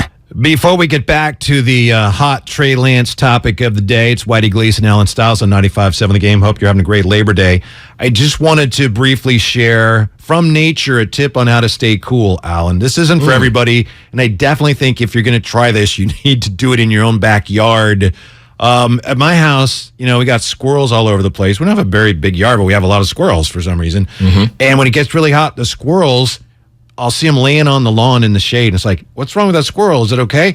The squirrels kind of spread eagle in the cool lawn if it's cool there. And that's how I call it squirreling. I don't know what it's really called. CNN actually had a story about this last week. People see squirrels doing this in, I think it's like Central Park in New York. And what's wrong with that squirrel? But they stay cool that way. So, I don't think it's something you want to do in the front yard. But if you got a cool spot in the backyard, kind of spread eagle there on... There you go. I'm swirling. There you go. Yes. Wow. What do you think? Yeah, no. Might be worth a try. Any way to beat the heat. Any way to beat the heat. Yeah. There's a couple others that I would probably do before that, but, if I got to that point, sure. Right. But everybody knows those. Yeah. I just wanted to go, right off the board a little bit. If you don't want to jump in a pool or go to the beach or take a cold shower, get some squirreling in. Go to the beach if you go. Well, I guess Ocean Beach is probably pretty crowded. Oh, right? I'm sure it's you a got mess Half right Moon now. Bay, that one road through Pacifica, packed right now. Alameda. Yesterday I was out there playing a little beach pickleball. It was, I barely had room. Pickleball, you say? It was a version of it. Okay. Because it's on the beach, so it can't bounce. Right? Oh, all right. Maybe I'm a pickleball snob, but when I first heard about pickleball, I thought, well, this is just for people that, for whatever reason, can't move well enough to play tennis anymore. But it's taken off. It's a sensation. I think originally everyone had that take, and then all of a sudden, it just took off. You must be great. I know you have great hand-eye because Alan just finished off that poor fly in here. It only took him 2 swings. But it was a pretty big target, though. No, I didn't think the paper was thick enough. I'm like, he's going to hit me back. Okay, Trey Lance, get ready to start his first NFL game. Less than a week away. Today we had an interesting, I'll just call it a situation. Albert Breer, a longtime NFL insider, he writes, of course, the MMQB at SI.com. And he posted a story about a lot of things around the league, but he had a little blurb, if you will, about the 49er quarterback situation. By the way, Albert Breer says, what's going on here with this thing? Why are they doing this? What's going on? But he said initially that he thought, he said, from what I heard, Trey Lance was annoyed when he first heard that Jimmy G was coming back. Trey Lance was annoyed. So annoyed, huh? So our own Sterling Bennett, who you hear here on 95.7 The Game, who happens to be running the board for us right now. So Sterling, you actually tweeted at Albert Breer and asked him, hey, well, you tell us, what did you tweet at Breer here? Yeah, so I basically took the quote he had in his article and just gave him the basically said this is what he said, and Twitter took off with it, and then eventually Breer responded and was like, maybe it's not actually what I meant. And so, not to say he walked back, but he provided further clarification. He walked it back. Yeah, definitely. You're right, Evan. He walked it back. Yeah. So, yeah, because when Alan came in, we were talking about the story, and I went to find the quote, and you can't find the quote anymore because Albert Breer, after Sterling called him out, Albert Breer changed it. He changed the post to, I have it here somewhere, paraphrasing. Complicated? Yeah. It was very complicated when Trey found out what was going on. How about that? What are we to make of that? What does that really mean? Hit that moonwalk one time. Hey, look, he probably woke up. It's a nice Labor Day. Everyone's enjoying himself and thinking, nobody wants to be, I'm the one stirring the pot. But at the same time, you do, right? Because you don't want to come off like you're making anything up. And like we talked about earlier in the show, there's no way for this to be confirmed. Yeah. So initially, he wrote that Trey was annoyed. Then he changed it to, quote, and while I'd heard the news was, as you'd expect, a little complicated for Lance to take it first, he's a smart, mature kid who I believe can handle it. In other words, Albert Breer wrote something that people are jumping on. Wait, Trey was annoyed? Which, again, as you and I have said, Alan, if he was, of course he was. Yeah, of course. And you know what? I would believe that before I believe Kyle Shanahan. Oh, Trey was pumped. Trey was so excited. Yeah, high five. Yes, Jimmy's back, man. I can't wait to duke it out. Can't wait to battle. So Albert Breer, to his credit, did come on the station. He was on before our show with Lo Neal and Larry Krueger. And here's what Albert Breer had to say about the immediate aftermath of Trey's reaction to the Jimmy news. From what I understand, Trey Lance's reaction, I think was pretty natural. I think it's complicated news for him to take. And one of the reasons I use the word immediate aftermath is because I think in the immediate aftermath, you're probably processing a lot of things when the idea that comes up. I think what was most important about it, and this is my feeling on it, what was most important about it was that the Niners were upfront with their guys about it, right? After discussing it with Jimmy, the idea of it, the concept of it with Jimmy, and making it clear to Jimmy, if we do this, Trey's going to be our starter, and then discussing it with Trey, and then going to the leadership council and informing them of what they're going to do, I think they felt comfortable moving forward with it. So that was Albert Breer. It's pretty clear that he intended to write what he initially wrote, and then you can hear it in there, right? It's like, well, understandably, it was complicated. Look, I'm going with the assumption that Trey Lance was annoyed, and I don't blame him. I don't think that's a bad sign for the Niners. I think it's natural. But I wish that he would have stuck by his story. Yes, and I'm just thinking now as we're listening to these cuts, because if you think about it, Jimmy does the goodbye press conference. Everyone says, oh, his agent made him do that. Whatever. It doesn't really matter why he did it. He did it. So you have to imagine that same day, there was some version of not a full-blown goodbye because Jimmy never left the roster, but you got to imagine during that time and when Jimmy's off to the side, there was some version of a goodbye, right? Maybe not to the whole team because like we said, he would wait for the official thing to do that, but maybe Trey, man, hey, do your thing next season. Yeah. It's been good playing with you. Yep. All right. It's going to be your league one day. Yeah. This, that, and the third. Hold on real quick, big fella. I'm actually going to kick it with you one more time. And let's think about it like this. If you're Trey and I don't know what type of, they say, I don't know what strong relationship means, right? Kyrie and Kevin Durant were besties 2 years ago. Now, all of a sudden, Kevin Durant can't play with them. So I don't know what. Or, some people say that Kevin Durant wanted out because he thought they disrespected his buddy Kyrie. I don't know where the truth is, right? But some people are trying to sports friendships. I have no clue what. I have no clue what a sports friendship. What those. How about our relationship? Would you characterize it as strong? Strong. Okay, good. Very strong. Okay. Very strong. Yeah. So I don't know. I don't necessarily know how close they are. But if you're Trey and you think, okay, well, Jimmy's coming back. apparently there were teams that were interested. We don't know who, right? We know it was the Seahawks. We don't know to what level. I don't know if a trade. I'm pretty sure I heard trades were actually. There were conversations, deep conversations, but nothing matched up. So let's just say there were at least 2 teams interested in Jimmy Garoppolo, and Jimmy decided this was, because that's what he said. There were other options, but this was the best. I got to ask you about the timing of that, because my understanding was that when John Lynch talked about trade possibilities, he was talking about before Jimmy's surgery. But you're saying your understanding is that there were trade possibilities After. even? Okay. Yes. All right. Yes. As Jimmy was coming back, and we heard everything about the Browns just disappeared. Yeah. Right. They decided they wanted to go with Jacoby. Seattle apparently just decided we ain't going to trade you for anything for him. Right. We're going to get him when you let him go. It became the game of chicken. Yeah. So if you're Trey, you're thinking, all right, Jimmy, so you'd rather sit behind me in case I get hurt or I stink? It's kind of a weird. It's complicated at the very least. It's complicated, it is annoying. Right? Yeah. I mean, if you're the Niners, of course, do the deal. It makes complete sense. If you're Jimmy, that's the bigger question. What are your intentions with my team, Jimmy? What are your intentions? Because if are you preying on my downfall? What's going on here? Yeah, we compared it earlier to you get barbecue, and is it at your house or at your girlfriend's house? Yeah. Your girlfriend's house, right? Yes. And she has this old boyfriend, and he's not going to be there. Of course he's not going to be there. And then, guess who's coming? Yeah. My parents invited him. Yeah, but you're okay with that, right? Yeah, it's fine. Yeah. And then they're talking about all the memories. Remember when we went up to Lake Shasta?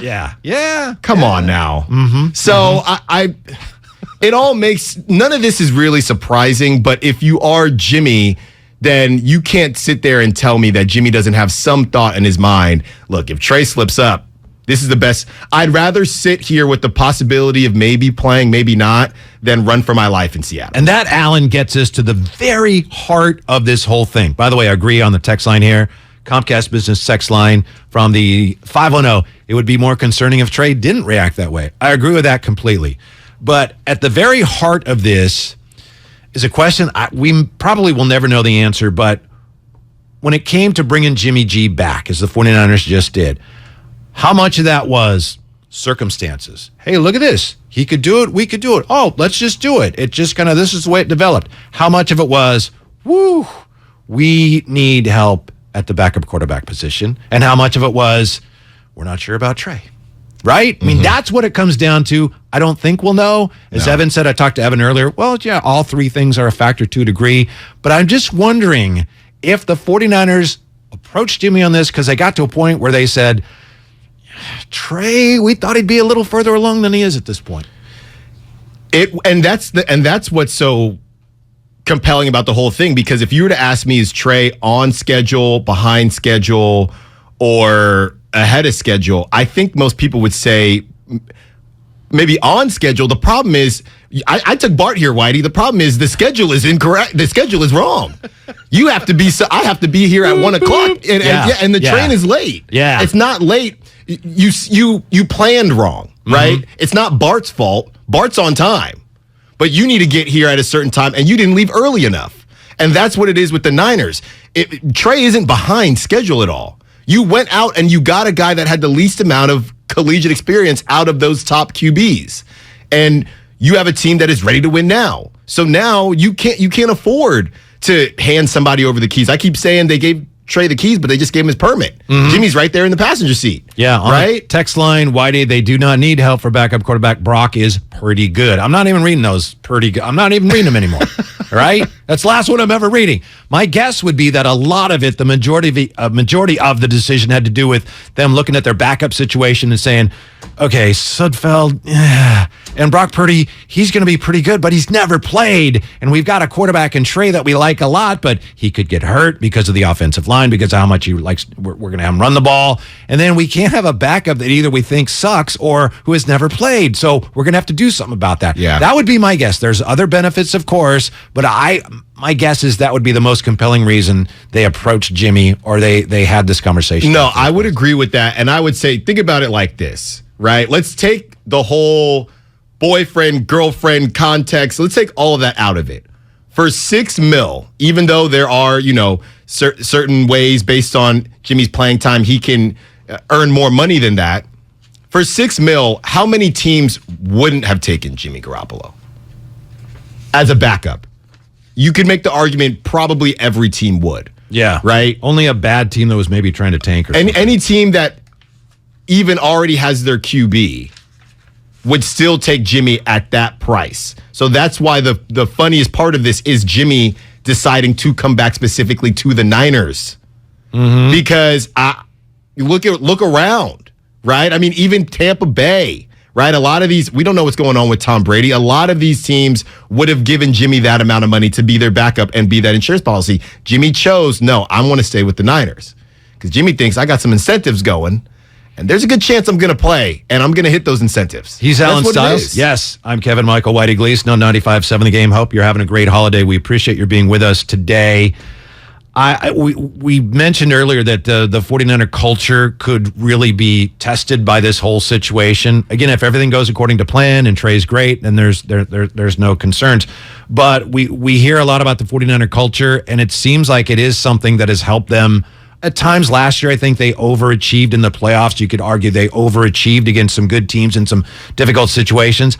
I think Jimmy has had a lot to do with how strong the culture, from the outside anyway, appears to be. Because to me, Alan, as much as anybody can talk about culture in a workplace or on a team, unless the people who work there or who play there, unless they fully embrace it, you don't have any culture.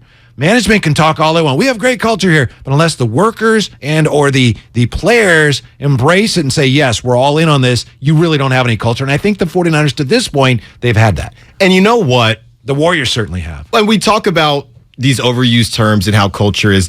talk about it. I talk about it all the time. I don't want to steal your thunder. It's one of my favorite things to talk about. And I think about it the same way I think about other things, right? If somebody is the man in whatever sport, if he's just a baller, you don't have to sell it. You don't have to say, hey, no, he's really good. No. I don't need you to tell me. I can see that with my eyes. Yeah. Justin Herbert. We did not need to sell me on Justin Herbert. You did not need to sell anybody on Joe Burrow, right? If the culture is what it is, we don't need to keep talking, you know what I mean? We have a strong culture, so we'll be okay. Okay, just show me. Yeah. Right? Yeah. It's the same. The Spurs. Nobody in the Spurs organization, we have such a great culture. Right. Everyone else talked about it. Everyone else talks about it. They just did it. Yeah. Right. It comes up more now with the Warriors, but it was already in place. So now it's more, hey, now it's other businesses, a la other NBA teams, trying to copy that culture. And I'll take it a little deeper, Whitey, because when you talk about culture, it gets overused a lot here. A lot of specifically in the Bay Area, right? All these tech companies. We have a great culture. No, you have a ping pong table and beer in the fridge. That's not, and you do happy hours. That's not necessarily a culture. Those places you can go in there and eat breakfast every day. They don't even ask you if you work there. Yeah. Right? Bring a friend. I just got a free meal. Yeah. Right? That's not good culture. That's just stupid. Yeah, that's just terrible margins, right? It's going to come back to bite you. But they run around and they say culture this, culture that, when in reality, that's not what it is. I liken it to the Warriors and how they have the bench mob and everyone's going crazy. I might sound like a homer here, but it feels like the Warriors were one of the first teams to kind of go crazy on the bench, right?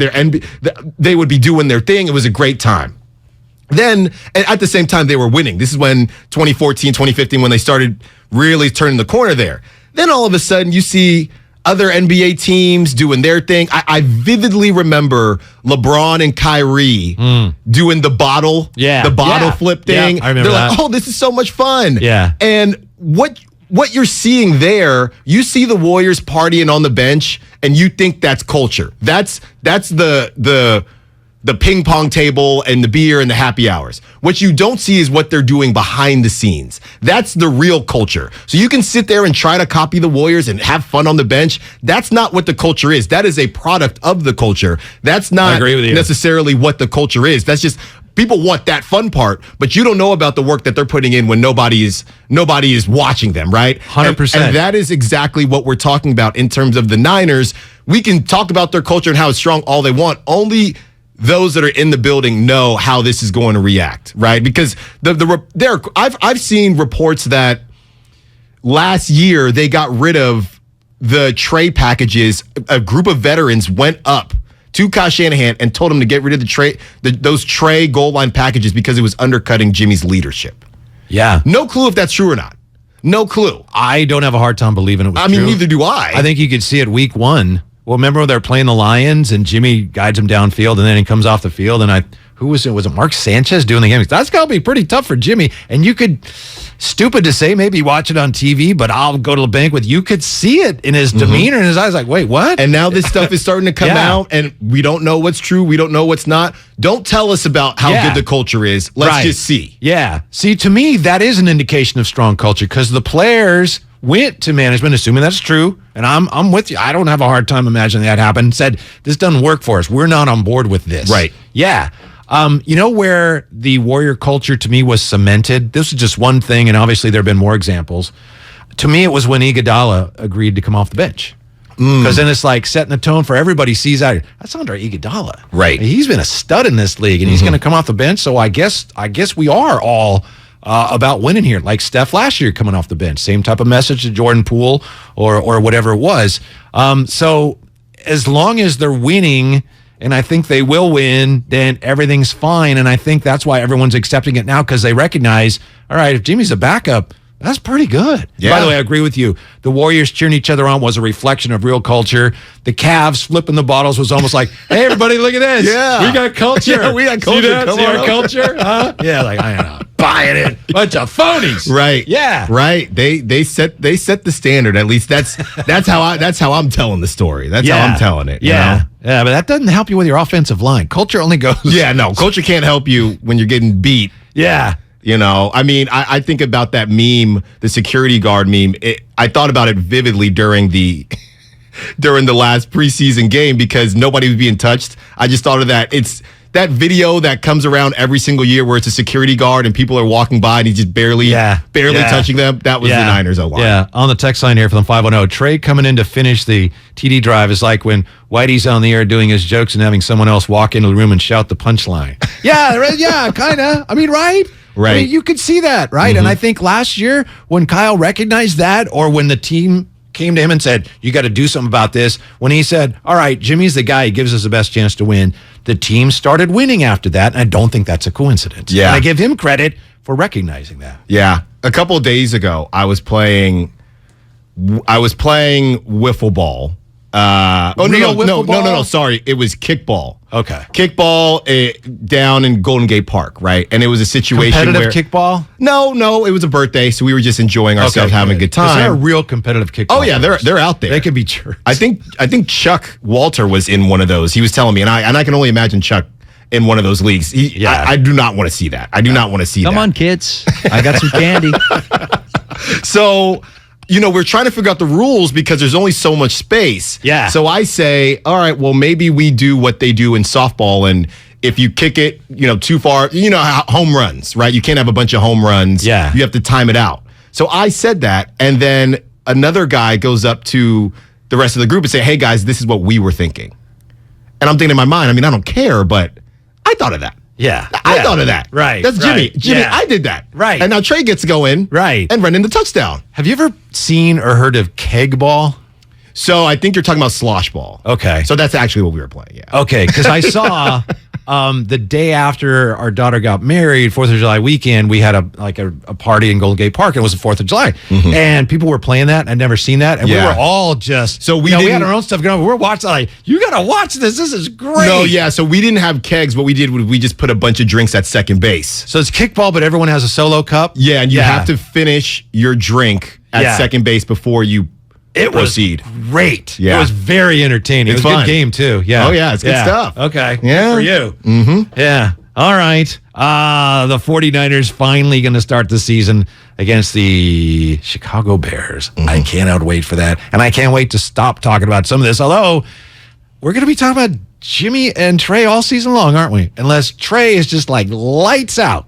Yeah. He has to be. And that's the thing. Going back to when Philmo Mike called earlier, here's we know that they're going to be bumps in the road. We just don't know how bad, as we keep saying. And the other thing is this. Look at what you just read. I mean, the NFC specifically, the AFC is a mess in the most competitive, good way possible in terms of parity, things like that. Everyone seems to think Buffalo. But I agree with you. Yeah, well, yes, but even, the AFC West, and it's going to be a mess. The Raiders a playoff team this year? It might just be bad luck because that division is... Yeah, they might be last place in their division. Right, and have a decent record. Yeah. Right? Mm-hmm. But when you look at the NFC... And we're going back to we have to wait. We have to take our time with Trey Lance. The time is now. I mean, Niner fans should know better than anyone the injuries that just destroyed one of your seasons. You're going into this season completely healthy. You're telling me that you still want to roll Trey out there if he doesn't look great, but you have Kittle healthy, Debo healthy, Bosa healthy, everybody's healthy. And on top of that, the NFC is, I don't want to say wide open, but you had somebody pick the Eagles to win the Super Bowl. You know what's funny about all the quarterback talk, and we've had great quarterbacks here through the years, obviously, but this 49er team, what's their strongest unit? It's a defensive line, right? That's probably the strongest unit on the team. And if Trey Lance has a good start, probably a lot of that is going to be because the defense carries him. You go back to Bill Walsh and Joe Montana and Jerry Rice, Super Bowl winning teams the 49ers had. They had a great defense. They had Ronnie Lott, Dwayne Board, and but you never talk about that. Right. It's just interesting that Shanahan is such a great offensive, as you said, people like to call him a genius. And you got him, and you got McVay, and you got Taylor now, all these quarterbacks from that tree, they really were on teams last year that went far. But with the 49ers, the defense is going to have a lot more to do with how successful they are this year. And we just don't want to recognize it, don't want to talk about it. We will. I think a lot of people, because they were coming out saying this defense is as good as 2019. This defense might be better, all this stuff. And all we can say is, we have to see them do it in a real game. Yeah. We think based on what we've seen, we think they are going to be really good, but I think it'll be talked about more once you see some live action. If the 49ers destroy the Bears, they're probably going to win. If they destroy them, it's probably going to be because the Bears and their offensive line they're doing a lot of work on that right now. Yeah. Spent a lot of draft capital on it. They're trying to fit the pieces together. They have a chance to be overwhelmed by the 49ers. Defensive front. Oh, yeah. I overwhelmed, dominated. Well, now you're making me think about that. -6. It's looking a little juicy now. Yeah, very juicy. Yeah. Somebody on the text line, what is the name of the drinking kickball game? Slosh ball. Right? Slosh ball, yes. Yeah, it must be great fun to play. It's really fun to fun. Watch, too. Yes. Yeah. I'm not going to, I know we're up against it, but was I 4 for 4 with a couple doubles? Yeah, I was. A couple ribbies. You played college baseball, right? Yeah, I did. You played college baseball. That's what it's come to. You got to brag on there about your slosh ball stats. Look, last time I played, I pulled my hammy. That's how sad it is. Last time I pulled my hammy. Coming up, we'll talk baseball soon. We will. We'll get to that. Rodon, is he right about Giants fans? Says that the best fans. Didn't seem like he really wanted to say that. Is he right? That's coming up next. It's Whitey Gleason and Allen Stiles. That's all sponsored by Twin USA on 95.7 The Game.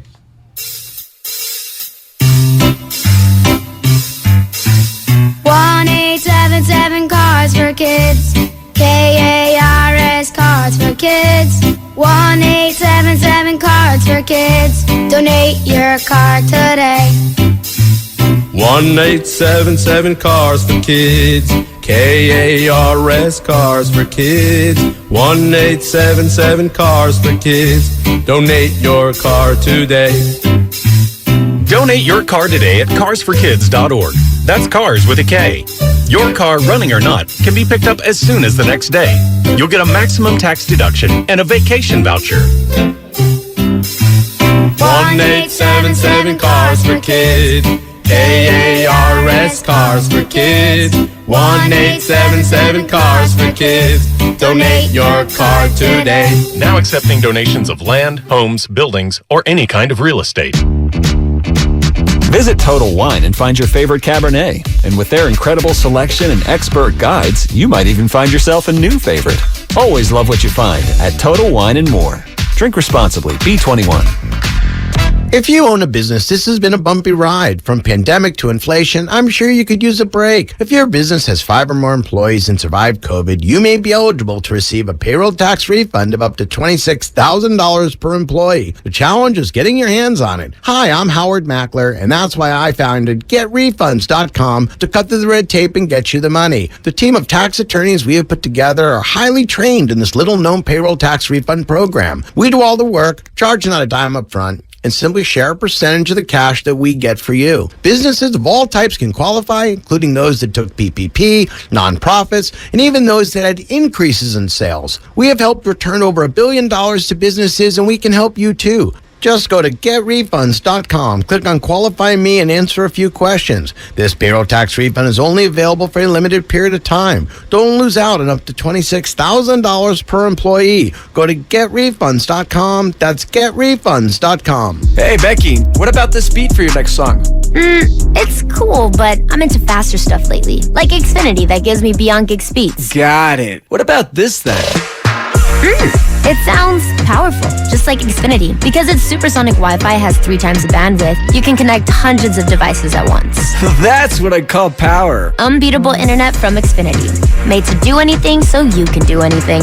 Get the Xfinity Supersonic Bundle with unlimited gig speed internet, Wi-Fi equipment included, and a free 4K streaming box. All for $50 a month with a 2-year internet rate guarantee and no annual contract when you add Xfinity Mobile with unlimited data at regular rates. Go to Xfinity.com/gig, call 1-800-XFINITY, or visit a store today. Limited time offer. Restrictions apply. Requires paperless billing and autopay. New gigabit extra internet customers only. Taxes and fees extra and subject to change. Xfinity Mobile requires post-pay Xfinity internet. Reduced speeds after 20 gigabytes wireless usage. After 24 months, regular rates apply. Requires compatible Xfinity gateway. I know you want one of the new top-rated TVs. And a low price. We can get a top-rated Samsung, LG, or Sony TV at a better deal than you found on the internet. No way. Where? At Video Only. This weekend, they've got special 3-day-only prices on all those top TVs. Video Only can beat all these deals I've found? That's right. This weekend, Video Only's got great deals on the best TVs.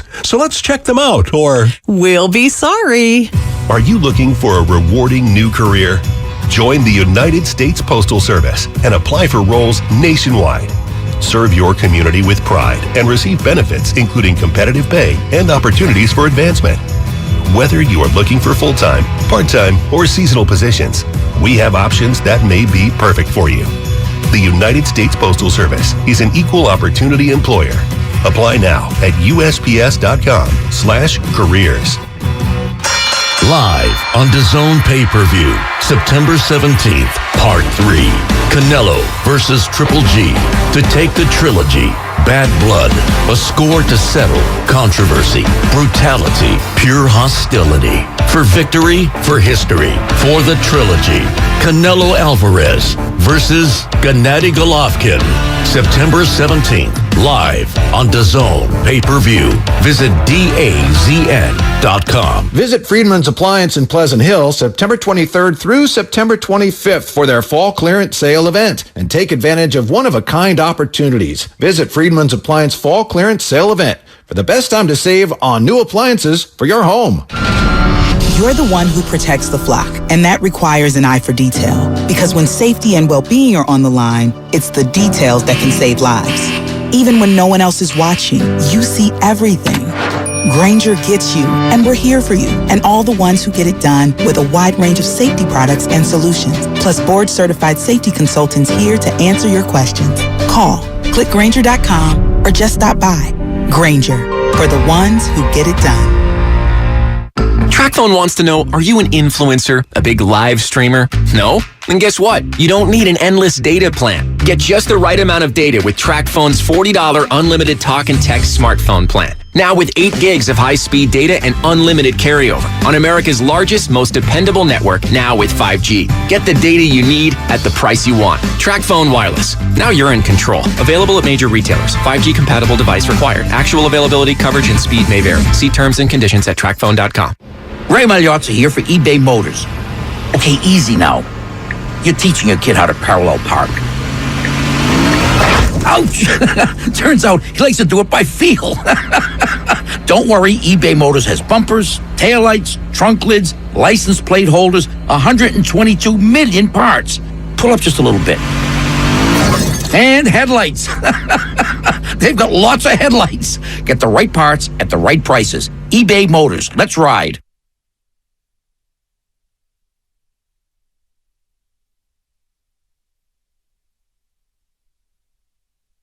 Now back to 95.7 The Game.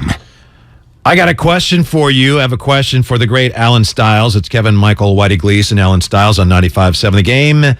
Allen, what team has the best fans in Major League Baseball? In your opinion. Before you answer, I'll give you time to think about it. Here's what Carlos Rodon had to say yesterday. He pitched very well yesterday. Of course, after he left the game, the Phillies came back and tied the game. And then Wilmer Flores with the walk-off. Giants completed a sweep of the Phillies yesterday. And here's what Rodon had to say after the game about those Giants fans. We lost 7 straight before we swept the Phillies here. And it's nice to still have fans in the stands. We have very faithful fans. And, Giants fans are probably the best fans in this game. Still selling out. And we're down, 8 games now. So, it was fun, and I'm grateful for them. Giants fans are probably the best fans in the game. By the way, Evan says it's the Savannah Bees fans, but I'm not mentioning that. Don't. Yeah, Mr. Minor League Baseball. Oh, I call minor league baseball games. Maybe the Savannah Bananas. Maybe. How about, what do you think of what Rodon had to say? And was it just me, or did you notice that he almost seemed like he didn't quite want to say it? He gone. Yeah. He gone. He is not coming back. I was less focused on that. You want him back? I would, obviously, but he was more focused on saying, they keep coming even though we keep losing. Yeah. Right? He is not happy. He is so upset that he is not going to be a part of postseason baseball. And I don't blame him. You play to win the game, and he is not going to be in orange and black next season unless he's with the Orioles. Selling out when we're down, 8 games now. It was fun. I'm grateful for them. Of course, they'd just gotten swept by Allen's favorite team, the San Diego Padres, before they turned around and swept the Phillies. I don't even know if I would want Rodon, just because, and I know right now where the Giants are, it's like, you have a good player, keep him. With the injury history, I think they should have kept Gausman. I think it'd be a good thing if they keep Rodon. There is some injury risk there, but I agree with you. He's probably... It sounds to me like the Giants don't think he's going to want to come back. No, and this was maybe a month ago. I was watching, and there was a miscue in the outfield, something, and watching the Giants? Yeah, right? This year? Defensive problems? What? Surprise, surprise. And Rodon is on the mound, and he can't even hold it in. I mean, you don't like to see your pitchers show up, the players on the field, but I couldn't really blame him, man. Mm-hmm. For them to start out the way that they did, and it wasn't anything like last season, but to have that looming over your head and we were talking about this in the pre-show, based on, I don't know if it's still that, because now that they've rattled off these games, but if they don't pick it up, it would be the worst change season to season in terms of win-loss column in Major League Baseball history. Really? So, okay, we talk about regression, and everyone said, the Giants will regress a little bit. They might only win 90 games, but it would be the biggest then year-to-year win total regression ever? I think that they will be able to hide from it. It was it was on that stretch that he was talking about. So if they just pick it up a little bit, they don't have to worry about that. Let me just say this about last year. Last year, people wonder, was it a fluke? 107 wins. They did it. Give them all the credit in the world. It wasn't a fluke.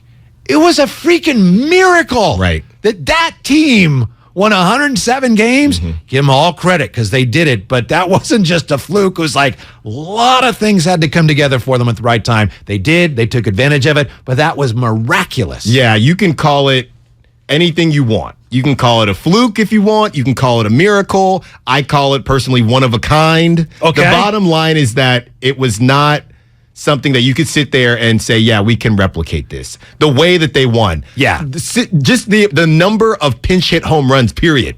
The buck stops after that. You can't scale that for next season, right?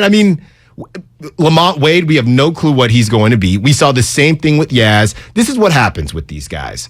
You're not a big yes guy, are you? We've had discussions. I don't mind him, but the idea, he's going to come back. They essentially said they're going to have him back because his WAR is still 1.3. Fine, whatever. Okay, you can play multiple positions.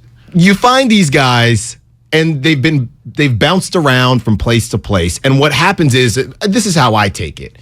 You get your Lamont Wades from last season because these guys have bounced around so much. There's not really a full-blown scouting report, right? Yaz that year in 2020, in 2019 he played well too. Yeah, he did. But all right, what do these guys like to do here? What do these guys like to do there? They've bounced around so much. This could be Lewis Brinson's batting .333 right now, 2 for 6. So I'm rooting for him. Here we go. Yeah. And then once you become part of that lineup and other pitchers and other teams, okay, this guy's moving forward. Okay, he doesn't like this, he doesn't like that, he doesn't like that. And then all of a sudden, the late night Lamont's gone now. Does that happen, honest question, even at the college level where you're not playing as many games, but did you have that when you played? There's more. Wow, I'm seeing more of this that I can't hit than I used to. But as the season goes on, and I finished in 2013, so the technology, I don't know if you can have iPads in college. I would guess not, but who knows? I know you can have them in Major League Baseball, in the dugout. Do hitters hate pitchers? Like, do you hate Evan Giddings because he was a pitcher? Because I know, I used to work with a major leaguer who'd say, I hate pitchers. No, I don't have a problem with pitchers. I just think that a lot of times they find they find ways to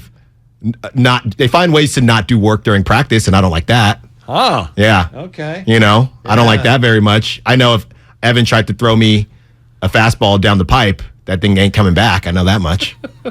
And if I hit a single, I'm definitely stealing off him. That's all I know, though. I don't think Evan's giving you anything good to hit. No, he's walking. Anything I throw, you're pulling down the foul line because it's too slow. You're going to be out in front of everything. That's why I don't play softball. I'm brutal at softball. It took me forever to be halfway decent at slow pitch softball because it's like, why are you doing this? Yeah. Wait. Yeah. I hate really change-ups. This is really hard. The ultimate. So yeah, I'm with you. Then you come back that next season, and I know Lamont Wade has had injuries and things like that, but you come back, or Yaz or whoever, there's a full-blown scouting report on me now. They really know I don't like that pitch. And it's either adapt or not. That's why it's called the sophomore slump. That's why when we saw the Joe Panics of the world and all these guys ball in rookie season, Jason Hayward as well. Okay, let's see what you do sophomore year once there's a full-blown scouting report on you. Mm-hmm. Let's see. And you have to adapt, right? And we've seen Joey Bart start to adapt a little bit now. It's taken him a while, but he's starting to do that because, I walk up there, I'm not getting inside fastballs anymore. Okay. So it's a kind of a song and dance that is happening. Can you be better? I would guarantee Yaz knows what these guys are trying to do to him, but can you adjust? Yeah. It's that simple. I don't think Giants fans are the best fans in baseball. There are some great, great Giants fans. You could say that about the A's as well. I don't know how you feel about A's fans, but some of the true A's fans are, I remember Eric Burns telling me this once, they're as good as any fans anywhere in the country. There just aren't enough of them. Mm-hmm. But the real fans are as good as any fans in baseball. So I think that applies to the Giants. The Giants, you have, of course, a big bandwagon factor, which is fine, right? That's great. If you have bandwagon fans, that just means you've been successful. But I don't know if there are enough of the real fans here for the Giants or for the A's for us to say they're the best fans in baseball. The other thing is, and bless Rodon, that's a nice thing to say, but no player can declare his fans or her fans the best. Now, if somebody does that with a visiting team, like every time we go in there, man, they got the best fans, that means something. When you say it about your own team, that's nice, but it's like giving yourself a nickname. You can't do it, Alan. You can't do it. What are they supposed to say? What is he supposed I understand to say, right? I'm just saying that doesn't mean it's like, that's no, nice. that does not that's make all me it is. feel. It's a nice thing to that does not make me feel like he is wanting to stay at all. If that was supposed to make anybody feel like that, I don't think that was. Do you think he just wants to make sure he gets the highest offer he can get from the Giants that he intends to turn down and go elsewhere if he can? Yes, I think that he probably would get a really good offer anyway because they don't want to see him go. But see, I don't know. I know they're in a tough spot with him. Pardon me for interrupting. But the Giants right now, how is a good fan, whether they have the best fans or not, how's a good fan supposed to deal with this current situation. Fans are angry. Some Giants fans, and now we've gotten to the point now there's more apathy. But a month ago there was more anger about the Giants than I'd seen in a long time. Because where are the players? What are we going to do? So right now, a lot of Giants fans look at that and say, Rodon is great. Look at all the 10 strikeout games he's had this year. You got to keep him. But if you're Farhan and the Giants and the way they do things, I could see how they might say, it's a lot. He's going to want a lot of money in a lot of years for a guy with an injury history. And so I think they're in a bind there. Maybe I'm wrong. Maybe they're like, yes, we would love to have him. But I'll bet you, push came to shove, they'd be a little reluctant to do it. And that's going to be tough to sell to your fans. And I think you make a good point, because if you were to put Farhan in a lie detector test and ask him what were your plans with Rodon, he'd probably say, honestly, we came off the 107 wins. We thought, all right, let's add some more punch and maybe take a swing at it this season. I don't think there were any plans to keep Rodon long term because of the things that you've talked about, injury history. And now it's even a bigger waste because Rodon has stayed healthy for majority of the season. So you got what you needed, you wanted to get out of Rodon. You just didn't get what you needed out of essentially anybody else on the roster besides Wilmer Flores and obviously All-Star Jock Peterson, the All-Star Jock Peterson, who gets pinch hit for all the time and can only hit right-handed pitching. Come on. He's a some star. He's not an all-star. He's some star, depending on who's on the mound. Exactly. So I think that he hit as far as Farhan did in terms of what they wanted to get from Rodon this season. Unfortunately, the team just wasn't there, and I don't think they're not going to overpay for him. They don't do that. I think most fans will want them to, but I don't think they will. I think they'll make a run at Aaron Judge. I don't think they'll get him. No. I did Carlos Correa. The Dodgers are losing their shortstop, Trey Turner, because it doesn't look like he just wants to be out here. I'm sure he loves being with the Dodgers, but he's not a West Coast guy. So I could see the Dodgers going, okay, see you later, and signing Correa. Yeah, probably. He would fit in with them perfectly. Yeah. If you look, Trey Turner would be great. Like you said, it seems like he wants to go back. He played baseball at NC State.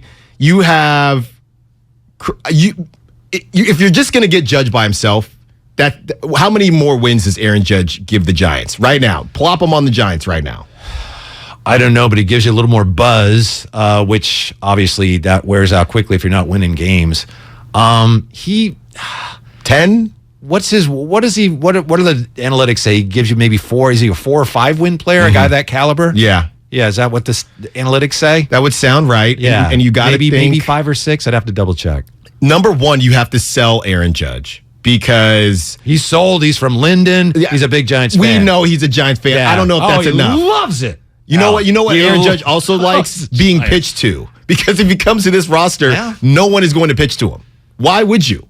Why would you pitch to Aaron Judge? Yeah, you say that, but you can have Wilmer and Davis hitting. Sorry. And maybe Brinson. Yeah, and Brinson. Bring them all. No, then Yaz. Look at that sandwich. So I don't.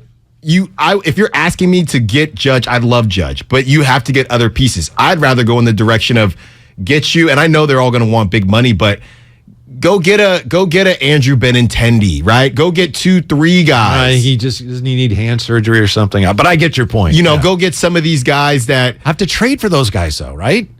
He's going to be a free agent. Okay. Yeah, he's going to be a free agent. That's why the Yankees took him as like a rental that I guess didn't really work out. Yeah. But guys like that, if we're calling Aaron Judge tier 1 and these guys are 1B, I would take 2 or 3 1Bers versus Aaron Judge. As much as I love Aaron Judge, you might be more realistic with Shohei Ohtani because the Giants love a good deal. They're thinking, whoa, this is 2 for 1. We get a pitcher and a hitter. Yeah, but I got to trade for him. And again, what am I going to trade? Look at the guys we're just talking about that they have on the roster, having the minor league system. How can I, if somebody we saw this with Soto. It's like, all right, the Nats are looking around. All right, what do you want to offer for Soto? And the Giants could not compete with any of the offers. Certainly not with the offer that what it's like. It's when you go to pay with cash for something and the tax hits you and it's $8. It's $8.42. I thought it was only $7. Hold on 1 second. I only have $7 in my pocket. I'm embarrassed to say I've actually paid with cash fairly recently, and it's weird the way people look at you. Yeah. That was the Giants. They got up to checkout and didn't realize what the taxes were. Yeah. And we had people all over on the text line, on the call line, you can't get rid of Kyle Harrison. You can't get rid of Marco Luciano. Meanwhile, the Nationals were just laughing at, even if that was the offer. I'm going to go in a direction here, Whitey. Do it. And we talked a little bit pre-show. In terms of Logan Webb, this summer is very big for Logan Webb because he's 26 years old. And if they don't go out and put pieces around him and that farm system isn't looking great, I'm thinking about it. I'm not. If I'm Farhan, I understand where you're coming from, but if I'm Farhan, and I'm not, but if I am, I'm thinking we're trying to put a competitive team on the field every year. Some years it's not going to work, like this year, at which point come we get to the trade deadline, we'll have to make some decisions. But we don't want to tear it down. We don't want to tank because then Bay Area fans, no matter what Rodon says about them, if we tank, they're gone, and it's going to be hard to get them back.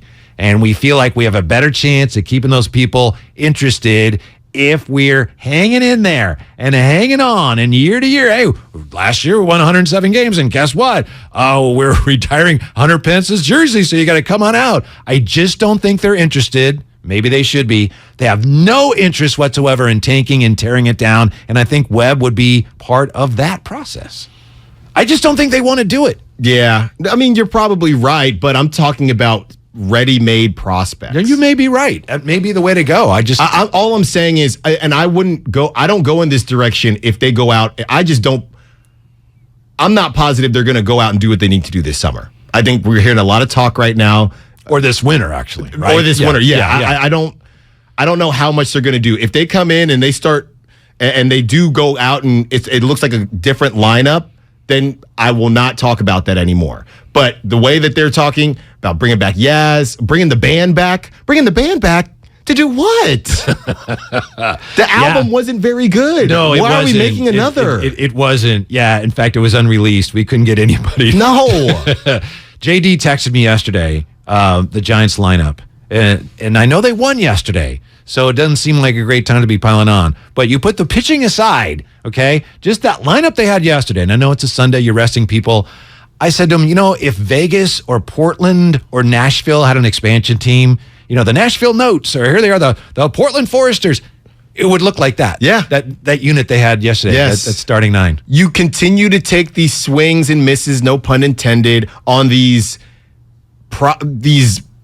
older prospects, these journeymen, right? The Tommy Listellas of the world. It's not going to work. The farm system has to produce. It continues. It just reeks to me. These moves, Lewis Brinson, even Yaz to a certain degree, even late night Lamont to a certain degree, all these guys that have been around the system and we're going to give them a good try. And I know other teams do it too. It just reeks of I'm the smartest person in the room. Yeah. I know you guys couldn't get them to work, but it's Moneyball. And it just reeks of, I can figure this out. Two big problems here. One is the fact that the minor league system has not been producing. Farhan, as we know, he and his staff are great at finding diamonds in the rough. Guys that other teams have given up on. He's great at finding those guys, putting them in a situation where, boom, they can succeed. Mm-hmm. That's really special. But you can't build an entire roster of those guys. You can't do it. You can augment everything else, but they're not bringing in the big free agents. Right. They're not making big name trades. The farm system isn't developing. So that's all you have. That's how you end up where they are now. The other problem is this, getting back to 107 wins. The idea that the Giants could compete with the Dodgers whom they play tonight, Alan, it's science fiction. It's not realistic. Not right now. Yeah. Do you know Friday, the Padres beat the Dodgers 7-1. Okay, that was Friday. Do you know how long it had been since the Dodgers had lost a game by 5 or more runs before that game? How long? Take a guess. It's a record streak. Really? Yeah. If you don't want to guess, I'll just tell you. Just tell me. Okay. 228 games. Wow. It had been 228 games since the Dodgers had lost by 5 or more runs. The record that they beat had been set by the 79-80 Pirates. That was 148 games. That was the old record. This team is just, you look at the way you develop a team, you trade for guys, you sign free agents, you develop them. The Dodgers do all of that for whatever reason. This team is incredible. Is it Farhan? It's Farhan. Farhan. He's still getting credit out there. Yeah. He's getting Giants fans are giving him credit for what the Dodgers look like to make themselves feel better. The problem is he's on the same timeline, right? He's on his 4th year. He was with the Dodgers for 4 years. Mm-hmm. So what's the deal? And I don't want to hear. I want Giants ownership to come out and say, because if Farhan Zaidi, if we're giving him a bad rap in terms of he's going out and hey, they're saying I can't spend this money, somebody needs to answer. Right? We hear from Joe Lacob. Yep. We hear from Bob Myers. Right. Somebody needs to answer these questions. It's harder with the Giants because you have a consortium. It's a little harder to have you don't have a figure. But it's just staggering what the Dodgers have been able to do to this point. So if you're a Giant fan, you look at this and you say, okay, Farhan comes from the Moneyball era. Right? Mm-hmm. From Moneyball background. And you've got money. The Giants have money. So, this should be like Theo Epstein with the Red Sox. When you've got the analytic mind and you've got money, you got to combine it. Red Sox won multiple World Series. They went to the Cubs and won a World Series with the Cubs. So we need that. That's what Giants fans have expected. And at this point, they haven't seen it. It's a version. It's a better It's evolved Moneyball. We're going to get value in some places, plus. But we have to have our staples, right? Yeah. So when we look at the Dodgers, sure, they have the Justin Turners of the world and the Muncies who they kind of found. But they also have Mookie. But they got Mookie and Freeman. Exactly. You have to combine to do those things. And another thing, going back to the prospects, the reason that's a big deal is not necessarily whether these prospects hit or not. I don't even know what to do with Cody Bellinger's career at this point. It's very confusing. I don't think we have enough time in the show. But real quick, the Dodgers, that happens, that's okay, we got somebody else. If it's the Giants, it's like, oh my goodness, we're screwed. Yeah, because Cody Bellinger's not the player we are. Right? Yeah. But when you put yourself in a good position and you do hit on prospects, it doesn't matter because you're not going to actually take all of them to the field because now they're parts of trades. Yep. That's how you get the Trey Turners. Yep. That's how you get those guys, and you figure out, okay, are we going to re-sign them? Whether they re-sign Trey Turner or not, we've already gotten much more than maybe one of those prospects is going to be a Hall of Famer. Who knows? We don't know. What we do know is that Trey Turner is good right now. Mm-hmm. So I think that is the toughest part in this whole thing and this timeline. That's why I'm saying, look, I understand if you did trade Logan Webb, it would essentially be like saying uncle, right? We are tapping out for the next couple of years while we figure this thing out. But right now, you're just kidding yourself in terms of unless you go out and shut me up and spend a bunch of money this offseason, which I don't know whether you're going to do or not. And I don't even know how many people want to take your money at this point. No, because you have to get someone, who's going to be the first sign that says, all right, I want to be a part of getting you guys back on the right track. Because what's the selling point? I know I'm not Aaron Judge. You can't tell Aaron Judge you're our missing piece. He'd say, look, I'm pretty darn good, but I'm not. We need more. We need more. We need more missing pieces. Yeah. Yeah. Make sure you stick around today after we're done at 4 because we're going to bring you the Red and Gold Roundtable. It's Bonte Hill, Damon Bruce, and Kyle Madsen, who knows a thing or two about the 49ers. They're going to be discussing all things 49ers and get you set for week 1 and next Sunday at Soldier Field against the Chicago Bears. And coming up next, speaking of, the 49ers and Bears, as I mentioned earlier, we'll look at how these two teams are actually quite similar and why that is not a good thing for the 49ers. That's next with Whitey and Allen on 95.7 The Game. Are you ready for your palm reading, my dear? Yeah, let's do this. I sense that you crave something. More reliable. Right. You know you deserve better and want out of a relationship. Yes, with my big name wireless carrier. You're who now? My big name wireless carrier. That's why I switched to Xfinity Mobile. Now I get unlimited with 5G for $30 per month on the most reliable 5G network. Let's talk about your aura. It's so... And get this. They can even save you hundreds a year on your wireless bill over T-Mobile, AT&T, and Verizon. Wow, that's actually really impressive. Yep, but you already knew that, didn't you? Oh yeah, I definitely saw this coming. Start seeing savings today. Switch to the fastest mobile service, Xfinity Mobile. Now with the best price on 2 lines of unlimited, just $30 a line per month. Switch today. Xfinity Internet required. Price comparison for 2 unlimited lines under available 5G pricing plans of top 3 carriers. Taxes and fees extra. Reduced speeds up to 20 gigabytes of usage per line. Most reliable based on root metrics. US report. Comcast analysis of mobile Wi-Fi and cellular data from Ookla Speed Test Intelligence Q2 2022. I know you want one of the new top-rated TVs. and a low price. We can get a top-rated Samsung, LG, or Sony TV at a better deal than you found on the internet. No way. Where? At Video Only. This weekend, they've got special 3-day-only prices on all those top TVs. Video Only can beat all these deals I've found? That's right. This weekend, Video Only's got great deals on the best TVs. So let's check them out, or... We'll be sorry. You put it in your mouth and you chew it up real good. I know how to chew gum, Dad. Hurry up, we got leaks to fix. What are you two up to? We're fixing our leaky pipes. Yeah. With gum? Yeah, it's a hack, Mom. A what? A hack. You know. A do-it-yourself trick. No, the trick to fixing leaks and low water pressure is calling repipe specialists. You mean professionals? I mean, repipe specialists can repipe our whole house in 1 to 2 days. Fix the leaks and low water pressure, repair the holes in the walls if we want, and they guarantee their work for life. Got leaks or low water pressure? Call the professionals at Repipe Specialists, and in 1 to 2 days, they can repipe your whole house with new PEX tubing. With over 60,000 repipes completed, that's their specialty. You really stepped in it. I was just being... Gum, Dad. You What? stepped in the gum. Oh, great. Call 800-217-1636 for a free in-home estimate and ask about their 0% financing options. That's 800-217-1636. Call today, 800-217-1636, or visit repipe.com. Every search you make, every click you take, they'll be watching you. Are you tired of being tracked online? There's a simple solution. DuckDuckGo. It's an all-in-one privacy app with a built-in private search engine, web browser, one-click data clearing, email protection, and more, all for free. Download the app today and get the most comprehensive privacy protection with the push of a button. DuckDuckGo. Privacy simplified. Take BART to Lake Merritt Station this Saturday, September 10th, for a celebration 50 years in the making. BART is celebrating 50 years of service to the Bay Area with a family fun festival. The big birthday party is free and open to the public from 11 a.m. to 4 p.m. Bring family and friends for food trucks, music, games, prizes, and more. Get details at bart.gov/50 years. That's bart.gov/50 years. Celebrate with BART at Lake Merritt Station this Saturday. Let's go!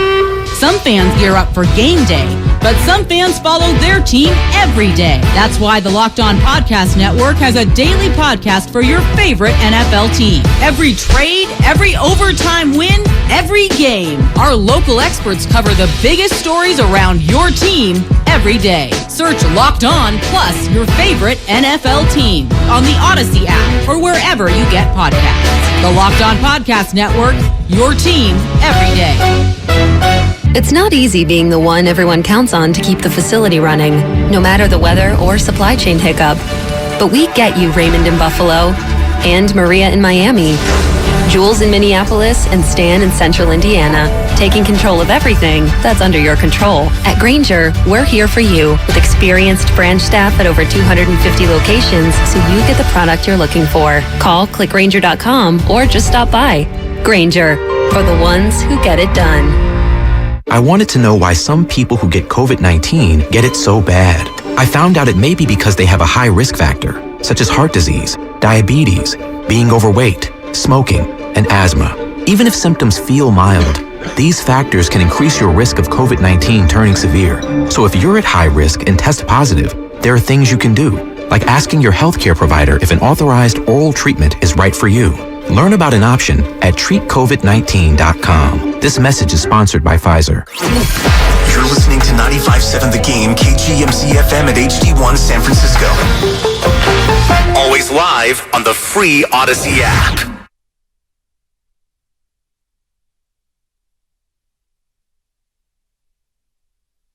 Now back to 95.7 The Game. Thanks for being with us on Labor Day, the unofficial end of summer. Actually, I think summer ends on, what is it, the 21st or the 23rd, whenever the equinox is. But, you know, today is the end of summer officially. That said, we're going to get some really warm weather in Northern California for the foreseeable. That's just the way it goes. But it's time to turn our attention to football. Kevin Michael, Whitey Gleason, Allen Stiles with you for another hour here on 95.7 The Game. 49ers taking on the Bears. They're going to kill the Bears, right? We don't know a lot about, we don't know how Trey's going to play. We don't know about this offensive line. You never know about a lot of things when the season starts, but don't we know that much, Alan? The 49ers should have no problems against the Bears, right? That's what we think we know. That's what we think we know. Yes. That's what we think we know, which I don't know how much you want to take to the bank with that, but all we do know is that and the game isn't played on paper, but on paper, the Niners should take care of business. Last year, the 49ers took care of the Bears on Halloween, right? Remember, that was one of Jimmy G's best games of the year. So they were turning the season around, but the Bears have a new head coach in Matt Eberflus, who used to be he was a coordinator with the Colts. The Bears' defense last year was terrible, but in some ways, these teams are similar in some ways.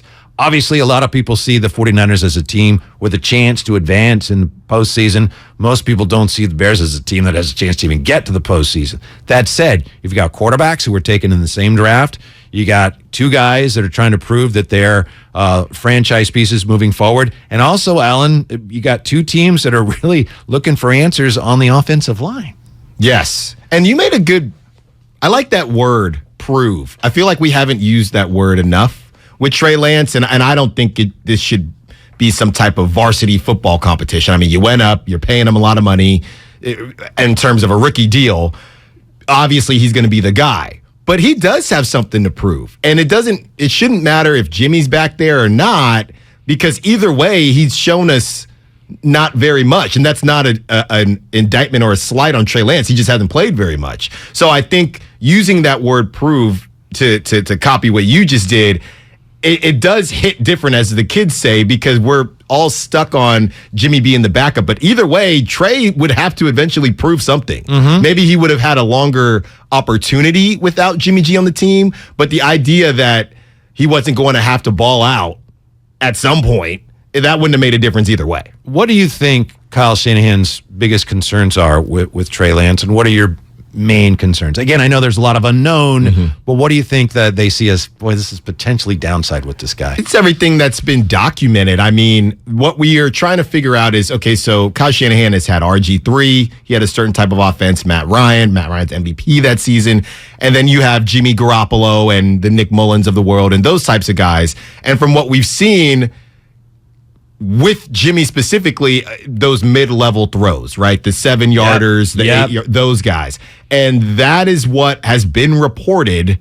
And this is not media saying anything. This is their eyes, right? They're at training camp. Hey, he's missing these throws. He completed half of his passes in camp. And I know some people said, you're an idiot if you put any stock in any camp, quote unquote, numbers. However, given what we think we know about Trey and some of his accuracy issues, I'm with you. That's at least a yellow flag. It's got to be at least a yellow flag. It's definitely not a green light.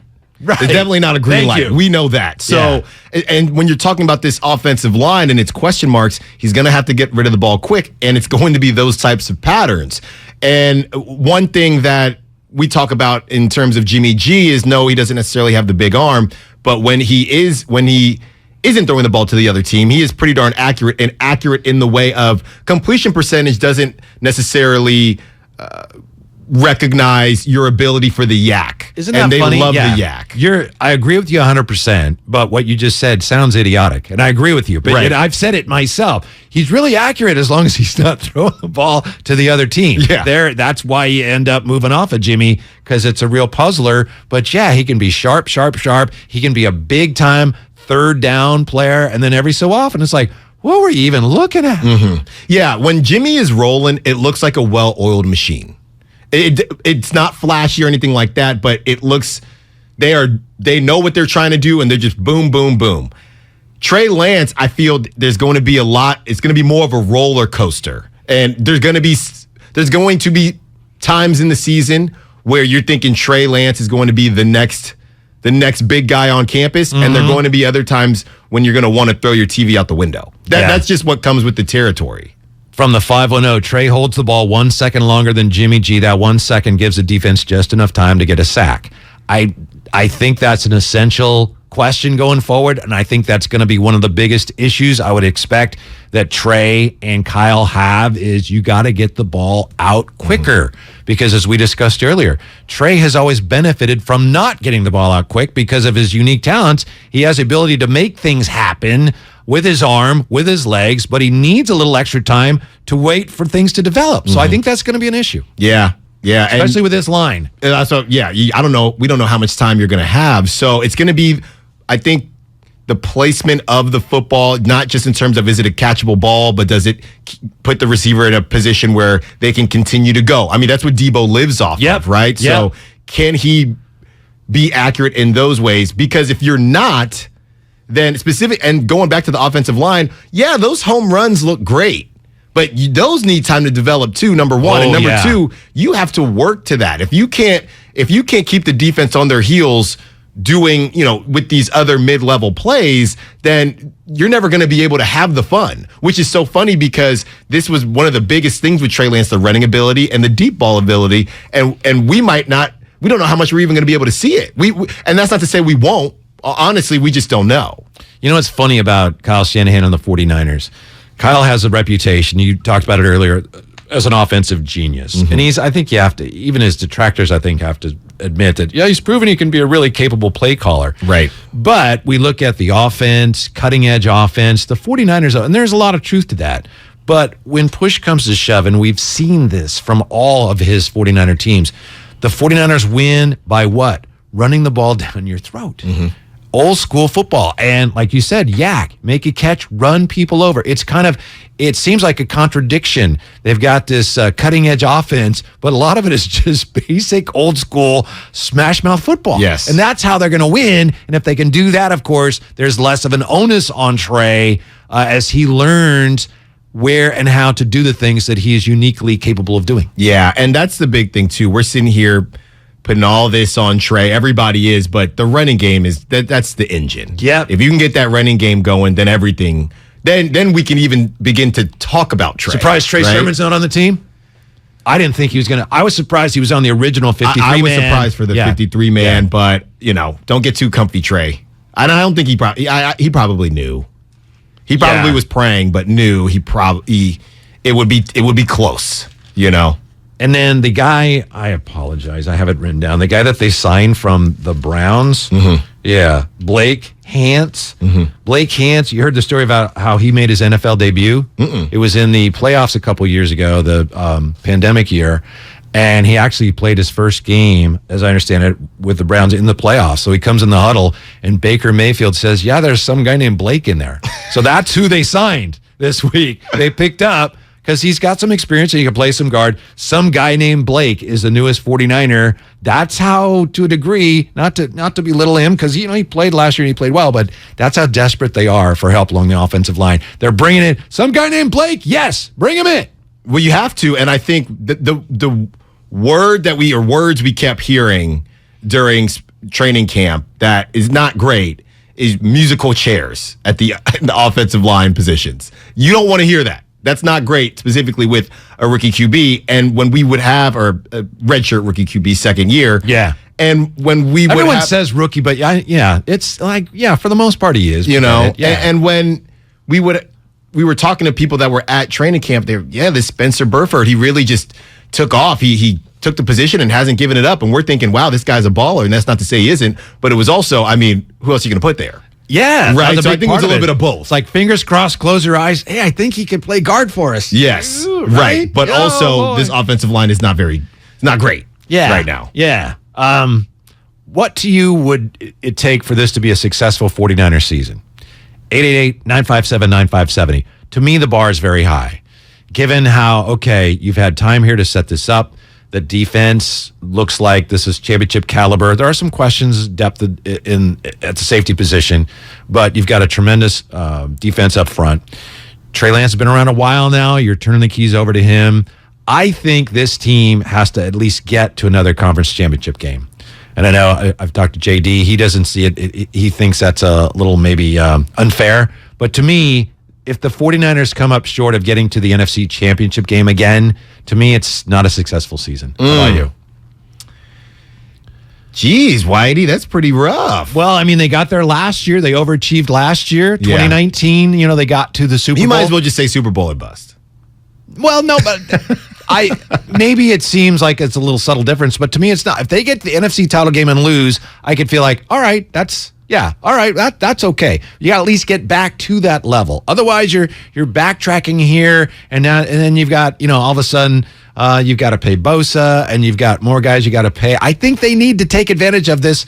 I know it's cliche. window. Is that one of the terms we can say is way overused? Yes, window. The championship window. Yes. I agree with you, but I'm going to use it. The 49ers championship window does appear to be open, and especially in the NFL, they don't necessarily stay open for very long, and you've got to take advantage of it. So let me ask you this, because my answer would be Trey has to get better every game.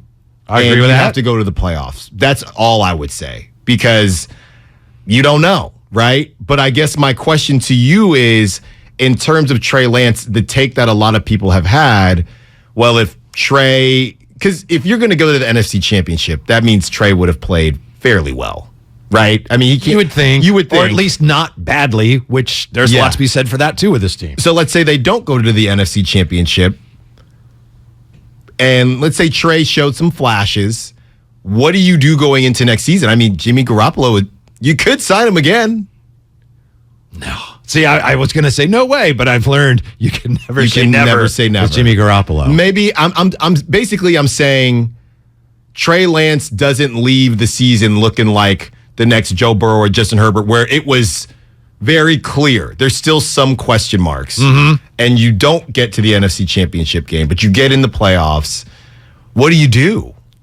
Yeah, well, it depends on how you get there and everything. And I understand what you're saying, but to me, given that 2019, it appeared you were ahead of schedule and you came within a whisker of winning the Super Bowl. So to me, 2019 by NFL standards, it's a long time ago, right? I mean, in a way it is. So, all right, you're still there. You're still, look at what happened with the Harbaugh's 49ers. They get to Super Bowl, they lose their NFC Championship game, and then all of a sudden, whoosh, it just ended. So you have to take advantage of this. That's why I don't think it's fair to assume that, well, they got Trey now. They're going to be a really good team for a long time. In the NFL, it just doesn't always work that way. So that's why you have to get back at least as far as you got last year, in my opinion, or else you're either getting better or you're not. And to me, true. If you don't get back there, you're not getting better, and that's not a good thing. But that's my whole point on this stuff in terms of Trey Lance. How much time are you willing to give? Like, we better just hope he balls out, because there are a lot of people that feel like you, and they should feel like you, because this roster is ready to go. Right? It's a hot pocket. Just pop it in the microwave, and it's ready to go. Well, if he doesn't play well and that hurts them, I think that's more, obviously, a player's got to play well.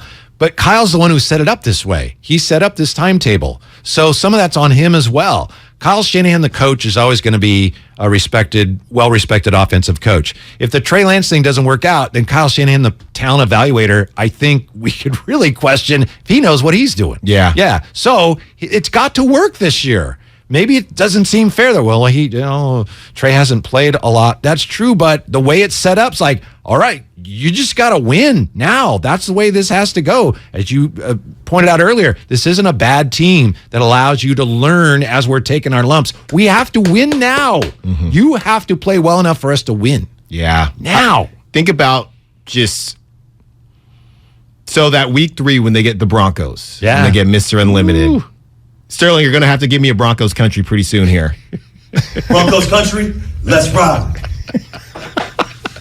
Love it. And Sterling's wearing a Diamondbacks cap today, by the way. He just likes hats. Yeah. Zach Gallen.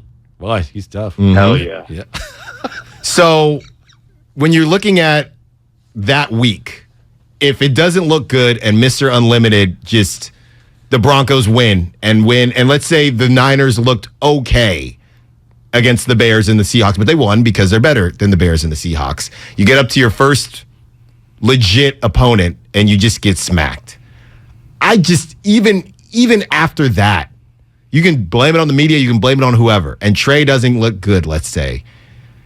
How can you, what you just said, each week matters so much. Yeah. Right? Is that still early? Is that one bump? To me, how many bumps? Bump to me, if you're really committed to that idea, as Kyle Shanahan supposedly said, that we're committed to Trey through some early bumps. It's a quarter of the season, and I know you had 17 games now, so you don't clearly have those quarters. But you got to at least do the first 4 games. You got to give them at least bare minimum, no matter how bad it looks. Yeah, I think so. I think you're committed to that.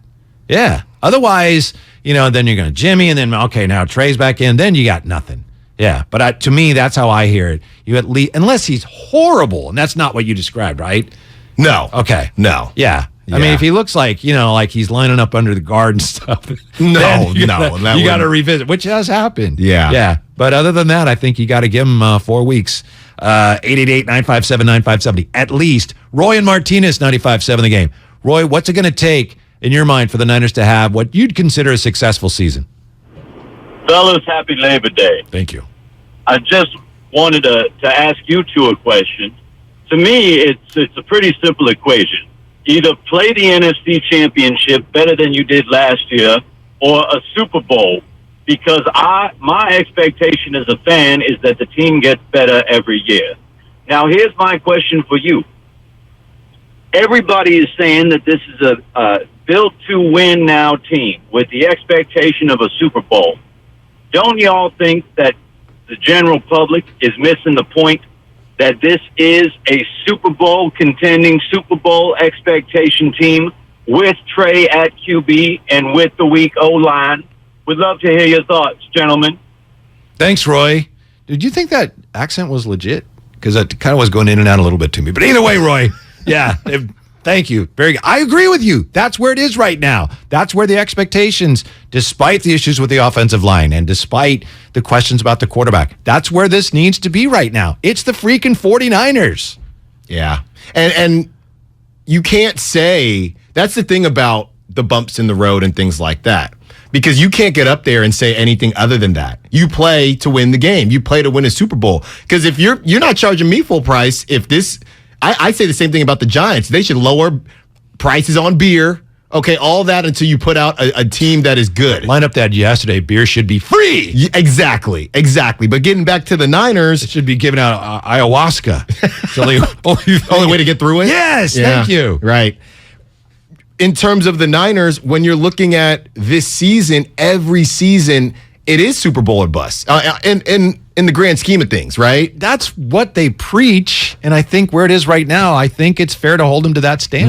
With the roster like this, I mean, these are no participation trophies, right? Right. The Jags, if they got to the playoffs, wow, that's a great season by the Jags. If they were 8-9, it'd be a great season. Right, because they have no expectations. Yeah. The Niners have been in this spot. You just went to the NFC Championship game. You're handing the keys over to Trey Lance, and that's why we can sit here and talk about injury, but the Niners knew what they were doing, and Jimmy knew what he was doing. And when it comes to what they want out of this season, they can't. And I get it. If Trey goes down, yes, you have Jimmy, but it's about more than that. Maybe I would be believing the only if Trey gets hurt thing. Not that Kyle ever said that. He said bumps in the road, but we've had reports. I mean, call it training camp or not, but what else are we supposed to go off of? His stats from college or high school? He hasn't played very much football. I know. So that one game in college. So everybody wants to sit here and say, "Oh, it's just preseason. It's just," and he played pretty well in preseason. I know he didn't play a lot. Oh, it's just training camp. Who cares? Well, we have to care because there's nothing else to go off of. You know, this is the most recent iteration of Trey Lance that we've seen. I will say this about the scenario that you laid out for us. One thing I think we all learned from last year, I'm sure the 49ers already knew it and Kyle Shanahan knew it, but they proved it last year, is, okay, let's say they do the first 3 games. It's like, it doesn't look great. We found out last year, it's a long season, and of course the season's longer than ever. I mean, they turned that sucker around last year. 3-5 at one point. So I get it. And Kyle Shanahan is strong. He's not going to be swayed. If he makes a decision, it's going to be because it was his decision. You probably remember, you probably talked about it. By the way, Alan and Kyle are going to be doing post-game here, right? Yes, sir. The 49ers, 95.7 The Game. So make sure you check that out. But Yes, Kyle admitted, Kyle Shanahan, not Kyle Madsen, that he was close last year to saying, you know what, we're going to bench Jimmy and we're going to let Trey play and play for the future. They were close to doing that last year. And if you believe this is, I saw Rob Stats Guerrera tweet about this. And that is where I saw the initial tweet that we talked about in terms of those packages with Trey Lance not being the best look for Jimmy. So Rob's not counter, but addition to that was, if this is true, and things don't look great early, what happens if that same group says, hey, we know the kid, we think he's going to be good pretty soon here, but Trent Williams in his 30s, right? We need to go now. That's it. What happens if that conversation happens? Yeah. Well, to me, that sets us right back where I say it should be, which is they have to win now, because during the play-in year for the Warriors, a lot of people pointed out that Steph's not going to have too many more of these years. You can't waste them. And then, of course, they won last year.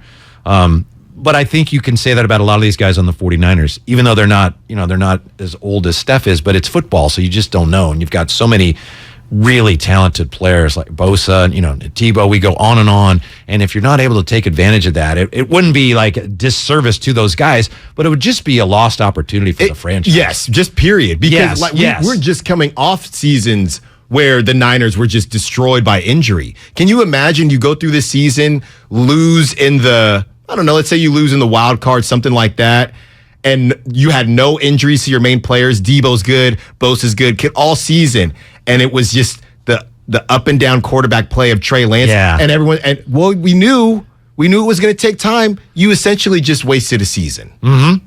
Yeah, and that's why I just can't see them. But it's so tricky. Yeah. What he's trying to do. Mm-hmm. And it's going to get trickier when we get to November 1st or closer to November 1st, and you start seeing who's it going to be? Is Tua gonna be stinking it up? Is it going to be Tua? Mm-hmm. Is it going to be the Mitch Trubisky or Kenny Two Gloves with the Steelers? Who is it going to be? It's going to be somebody that they're going to be right there. All right, should we trade for Jimmy? This might take us where we need to go. And then you still have injury. What if a Matt Ryan goes down? The Colts are ready to go.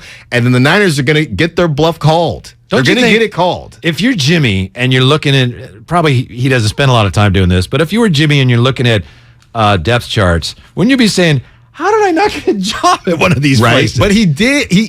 Maybe he did. Maybe he did. And he said, I'm not going there. What's the line of how bad of a team Jimmy would go to? Is it the Seahawks? That's where the line stops. Me personally, I wanted to see him do that because of the theater of it, the drama. Yes. And I can understand why he didn't want to do it if that's the case. And I do think the 49ers, I agree with what Matt Mayoko reported. It made sense to me that the Seahawks would look at that and go, that'd be great. And the 49ers would go, we do not want that under any circumstances. It's just, we don't want to face Jimmy. So I could understand that, but yeah, I guess if you're Jimmy, do I want to go up there? They're in decline. I'm not going to have a lot of time. Do you think Jimmy, by the way, do you think he'd be ready to step in a week one? Yeah, doesn't seem like it, but I think that was probably all part of this familiarity plan with the system, right? Like, maybe other teams knew that too. Yeah. We had Eric Crocker on last week, and he talked about because you just see teams and you think they're not great, even though they looked great against the Niners, the Texans, specifically because that division isn't very strong. So you might look and say, why would Jimmy want to go to Houston? But he could be in a position to surprise some people. Well, the Texans took that game seriously, didn't they let it all out. They let it all out. They brought some leather in that was their game. Super Bowl. Boom. Yes. Yeah. Yeah. Huh. So that was a little bit sobering. All right. Coming up next here. How did Trey really feel about the return of Jimmy G and why people are talking about that today? By the way, when you're happy and you know it in San Diego, there is no limit to how you can show it. Endless sunshine, coastline, outdoor adventures inspire waves of feel-good vibes. Plan your trip today at sandiego.org. How did Trey really feel about all this is next here with Allen Stiles, Whitey Gleason on 95.7 The Game.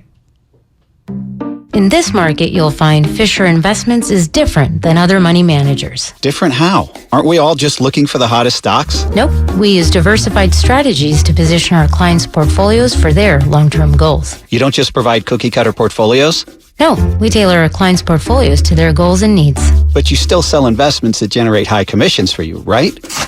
No, we don't sell commission-based products. We're a fiduciary, the highest standard of care for a financial advisor. It means we're obligated to act in our clients' best interest. So when do you make more money? Only when your clients make more money? Yep, we have one transparent management fee structured, so we do better when our clients do better. Sounds like you really look out for your clients. We do, because our priority is helping them achieve a comfortable retirement. That might be why most of our clients come from other money managers. Visit FisherInvestments.com to find out why investors like you switch to us. Fisher Investments. Clearly, different money management. Investments in securities involve the risk of loss. T-Mobile believes customers deserve to get more without paying more. Everything from entertainment benefits like Netflix on Us, to travel benefits, to Scam Shield protection, all with taxes and fees included. So the price you see is the price you pay. When you're a T-Mobile customer, you get over $225 in value every month in benefits with our Max Family Plan. That's like paying for nosebleed seats and getting to sit in the front row. That's right. At T-Mobile, your family gets over $225 worth of value and benefits with our Max plan each and every month. Plus, with our Price Lock Guarantee, we won't raise your rate plan price for talk, text, and data ever. That's like paying for a cab and getting a stretch limo. At T-Mobile, you get value beyond the expected.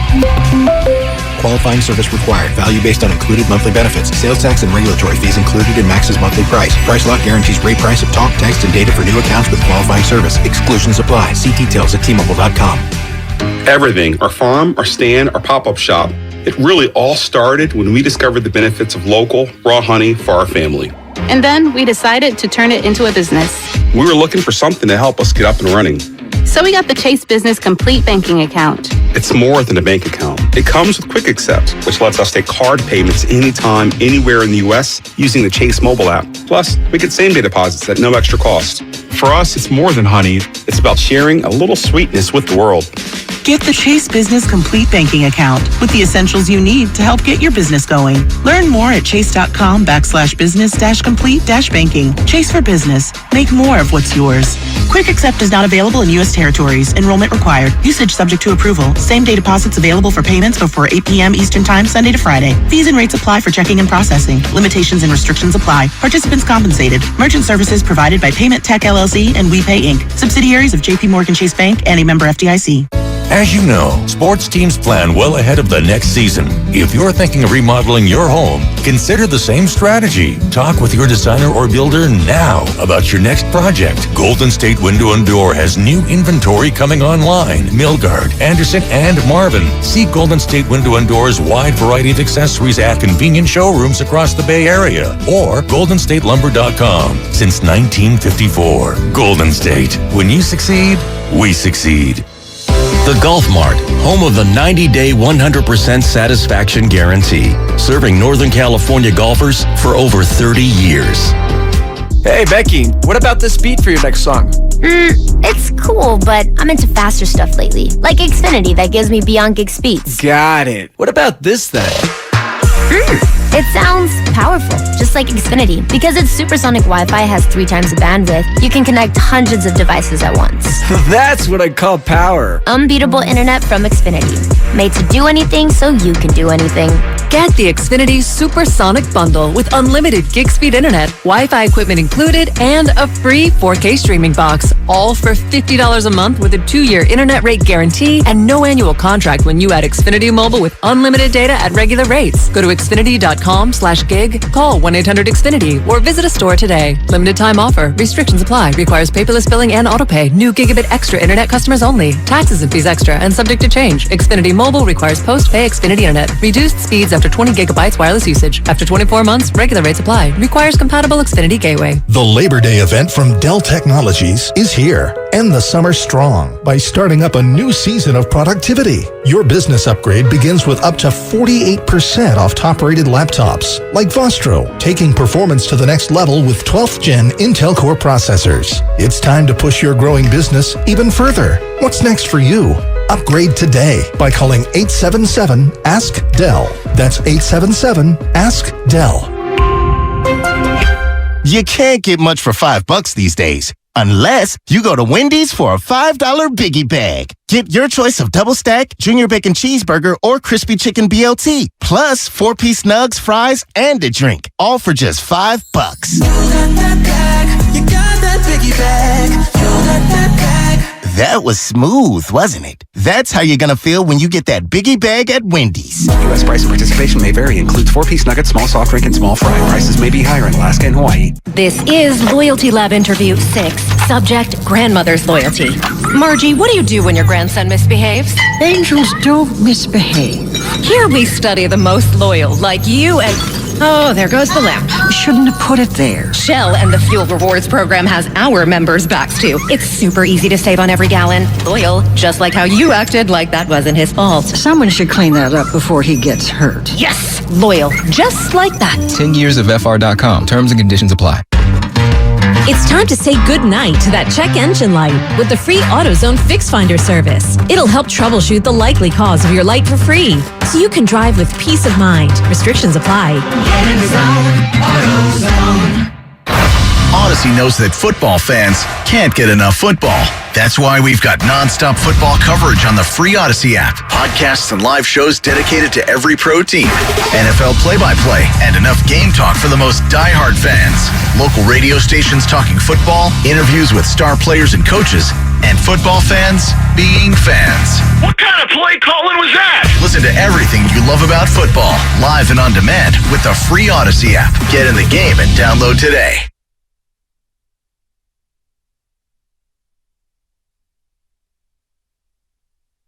Now back to 95.7 The Game.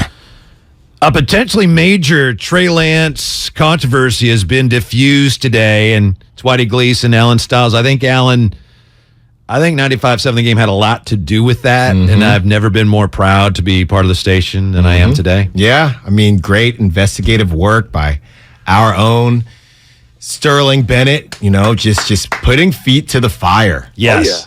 What did you mean by that? What did you mean by that? For those who don't know, yes, Albert Breer today, the MMQB, he wrote about a lot of things. He wrote about Trey Lance and how Trey reacted to Jimmy Garoppolo's return. And he said that my understanding was that Trey Lance was annoyed by that. So obviously people around here especially started talking about that. Sterling Bennett, what'd you do, Sterling? You actually you tweeted at Albert, I know you told the story before, but this is quite a story. Yeah, it's a pretty big deal. Yeah. Well, you're a pretty big deal today. But no, I just took the quote of him saying that Lance was annoyed, put it on Twitter, tagged Breer. Some people saw it, kind of took off a little bit, and Breer saw it as well and was like, gotta walk this back a little bit. This isn't exactly what I said. Yeah, because he saw, if Bennett's tweeting this thing's going to blow up. He dragged him 10,000 leagues under the sea, Whitey. Gone. Yeah. No, it's kind of crazy right now because this whole thing we've heard in just the last couple weeks. You have people saying, I thought the consensus was that Trey Lance was Kyle Shanahan or is Kyle Shanahan's guy. He was at another pro day. Meanwhile, he was writing plays for Trey Lance. That's what we had all heard, right? Then you got Mike Lombardi on the Pat McAfee show last week, running around saying that in 2020, Kyle Shanahan wanted Tom Brady, and the other higher-ups thought no on Tom Brady, so they don't get Tom Brady. Oh, really? Okay. Yes. Then he goes on to say that Kyle Shanahan wanted Mac Jones. Right. And they said Mac Jones wasn't flashy enough. So this whole thing, again, I'm blaming the NFL because there's nothing else going on, but I can't believe both of those things because it is, to our knowledge, Kyle Shanahan is pulling majority of these strings. Oh, yeah. So I can't see a lot of people saying, no, we need to go in and specifically not twice. Right. Tom Brady, maybe. But turns out that wouldn't have been a bad move, but I know that's not your point. Yes, but giving up those picks and you're not going to let Kyle get his guy, I just can't believe that. Right. So after Sterling asked Albert Breer, hey, what's your source? Albert Breer reposted his story and changed the part where he says Trey was annoyed to Trey. It was a little complicated for Trey to take it first. So backed way off of that. And then Albert Breer came on with Larry Krueger and Lowe and further explained that, oh, yeah, I don't know. I misspoke there. Or my language was too strong. Whatever. So here we are. Crisis averted. To the point you just made, Alan, I think you're on the money. There is no reason to think that anybody with the 49ers would say, no, Kyle, you can't do that. I know Michael Lombardi, he knows what he's talking about. To me, I do think at one point, Kyle was probably, wow, I really like Mac Jones, but no one is going to overrule him. Right. Maybe some people said, well, look at it again. Kyle Shanahan wouldn't have made those decisions on Brady v. Garoppolo or Trey Lance v. Mac Jones. He wouldn't have said, well, I don't know, I guess if that's what you want to do. He wouldn't have done that unless he felt like, yes, okay, I'm convinced. Right. That's how I feel. Yeah. But again, reports on reports on reports right now. Yeah. Well, is that really that stunning? I mean, if Trey Lance was annoyed, is that surprising? No. If Kyle Shanahan at one point was considering doing something else and then decided, no, I'm not going to do that, would that really be that stunning? No, it's part of the process. It's all part of the process, but the idea that they talked him out of Mac Jones, that's where you lose me. Yeah. I can't see it because, yeah. I asked, somebody at the station was talking to somebody with the 49ers, and just because it's not, I don't mean to be secretive, but I don't know if anyone would want me to share this, but apparently the 49ers said to somebody here at the station who just shared this with me secondhand, I wasn't involved in this, the 49ers said, look, what it was is there was another coach on the staff who's not there anymore, and you could figure out who that is if you care, but that coach really wanted to go with Mac Jones. And that coach is, he was involved with quarterbacks. I think he also was a big Sudfeld guy. That coach isn't there anymore. I don't know if that's true, but the 49ers are some of the 49ers who will tell you that's what happened. It wasn't so much Kyle as there was somebody else who really was pushing for Mac Jones, and Kyle decided to go another way. Hey, and maybe they'll both be Hall of Famers. Yeah. And maybe neither of them will be. We get to finally... The games. We get to finally put to bed the pre-talk. At least we can just... Now we can overreact week by week. Yeah. It's even better. You know that it's not like the Trey Lance talk's going away anytime soon or the Jimmy Garoppolo talk. Do you think, though, that there are going to be a lot of fans, if Trey struggles, that for all the 49er fans that got to get rid of Jimmy, he's terrible. Oh, he's the reason they haven't won a Super Bowl. Are we then going to hear a lot of fans going, Jimmy, they need Jimmy to save the season? I think they're just going to be very upset because knowing you wanted to move off of Jimmy is one thing if you're the Niners. That's one decision that I don't think a lot of people would, even Jimmy fans, wouldn't necessarily argue. The question is what you decided to do after you moved off of Jimmy. That's the one that's more of the head scratcher. But like we always say, we use the G word for Kyle Shanahan. If he's a genius, then you can still be a genius and miss, but he's going to put Trey Lance in some really good situations. You know, Tom Brady, when he was on the barbershop, right? And he was telling the story about, we think he was talking about Jimmy Garoppolo. Oh, yeah. And he said, they're staying with that MFer? Yeah.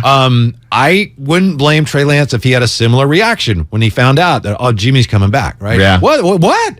So if he was annoyed, of course he was. It was all stunning. Well, I couldn't believe it when I heard it. I was on vacation last week. It's like, wait, what? I wasn't annoyed, but if I was Trey Lance, I would have been, at the very least, somewhat perturbed. Yeah. What is your take on this was what we continued to hear when this news first broke. Well, if Trey can't handle this, well, then clearly he's not the guy. Do you think it's that simple? I don't think there's any reason to think he can't handle it. Even if there is some truth to that. He should handle it, and I'm sure they think he can handle it. But both things can be true. He could be able to handle it, but still go, hey, what? What is going on with that? That doesn't mean he can't handle it. Yeah. Yeah. But I guess to answer your question, if I understand it right, yeah, he does have to handle this if he's going to be an stinking NFL player. And initially, you probably had guys that you had to, when you played college baseball, right? There were guys like, wow, if I don't play well. Yeah. They're my roommates. Tony's going to take my spot. Right. Yeah. And Tony sucks. Yeah. Well, but if I can't do my job, then Tony deserves to play. That's how you got to look at it. Yeah. And I think when I first heard those on the calls and the text lines, I Tony thought, couldn't hit water if he fell out of a boat, by the way. Terrible at curveballs. Yeah. Terrible swinging at curveballs. How about Evans' curveball? Could he hit Evans' curveball? I liked the curve. My issue was the changeup. Oh, okay. Because I wouldn't strike out, but it was just a weak ground ball to second base. Okay. But I can you're make a lefty. contact. Yeah, I can make contact, but not my fave to wait back on it. Going back to, if handling it, right, whether you can handle it or not. At first, I thought people were being a bit harsh. He's 22 years old. He's not going to have the same amount of rope as he would have if you didn't have Jimmy and it was just Brock Purdy back there. But the more I thought about it, and the more I thought about the Justin Fields of the world and these other quarterbacks that are in worse situations, I mean, if you had to pick one, I'd probably pick Trey's 10 out of 10 times. Yeah. To me, just the idea that, well, if he can't handle this, he can't play in the NFL anyway. To me, that's just obviously true of virtually anybody in the NFL. And I know it's a little different when he hasn't played a lot, but that's where we are. And it's the National Football League. It's not, the Sunday School League. Honey, that's okay. You can keep playing. So I think he probably on some level knows that. He may not appreciate Jimmy being back, but he knows that he has to play well. Of course he does to keep his job. But I guess the question becomes, and where this thing is going to take legs. As we've already said multiple times, if Trey plays well, we won't have to deal with any of this. But let's say he doesn't. And let's say we get I don't want to, but okay. Let's say we get to week 6, week 7, and at some point Jimmy does come in and save the day. The B word will get used. Do you think it would be fair to use the B word? Which B word now? Bust. Oh, okay. I thought benching. I was like, There's other B words that I didn't think to play. No. If he's really bad, other than that, if I understand the scenario you described, to me, I think the best thing to do there would be, all right, Jimmy's proven he can come off the bench and play well when you need him to. So let's just go with that. We're going to give Trey a chance to play better. And then we've got Jimmy if we need him to come to the rescue. If we have to do that, like 2 or 3 times, then we got to make a change. If it happens once, that's why we have Jimmy. But again, it depends on a lot of things that we'll never know. How is Trey coming along with his reads? How is he developing? Is he making the same mistakes over and over? That's stuff that really only the coaches know. If that's the case, then you got a problem. Yeah.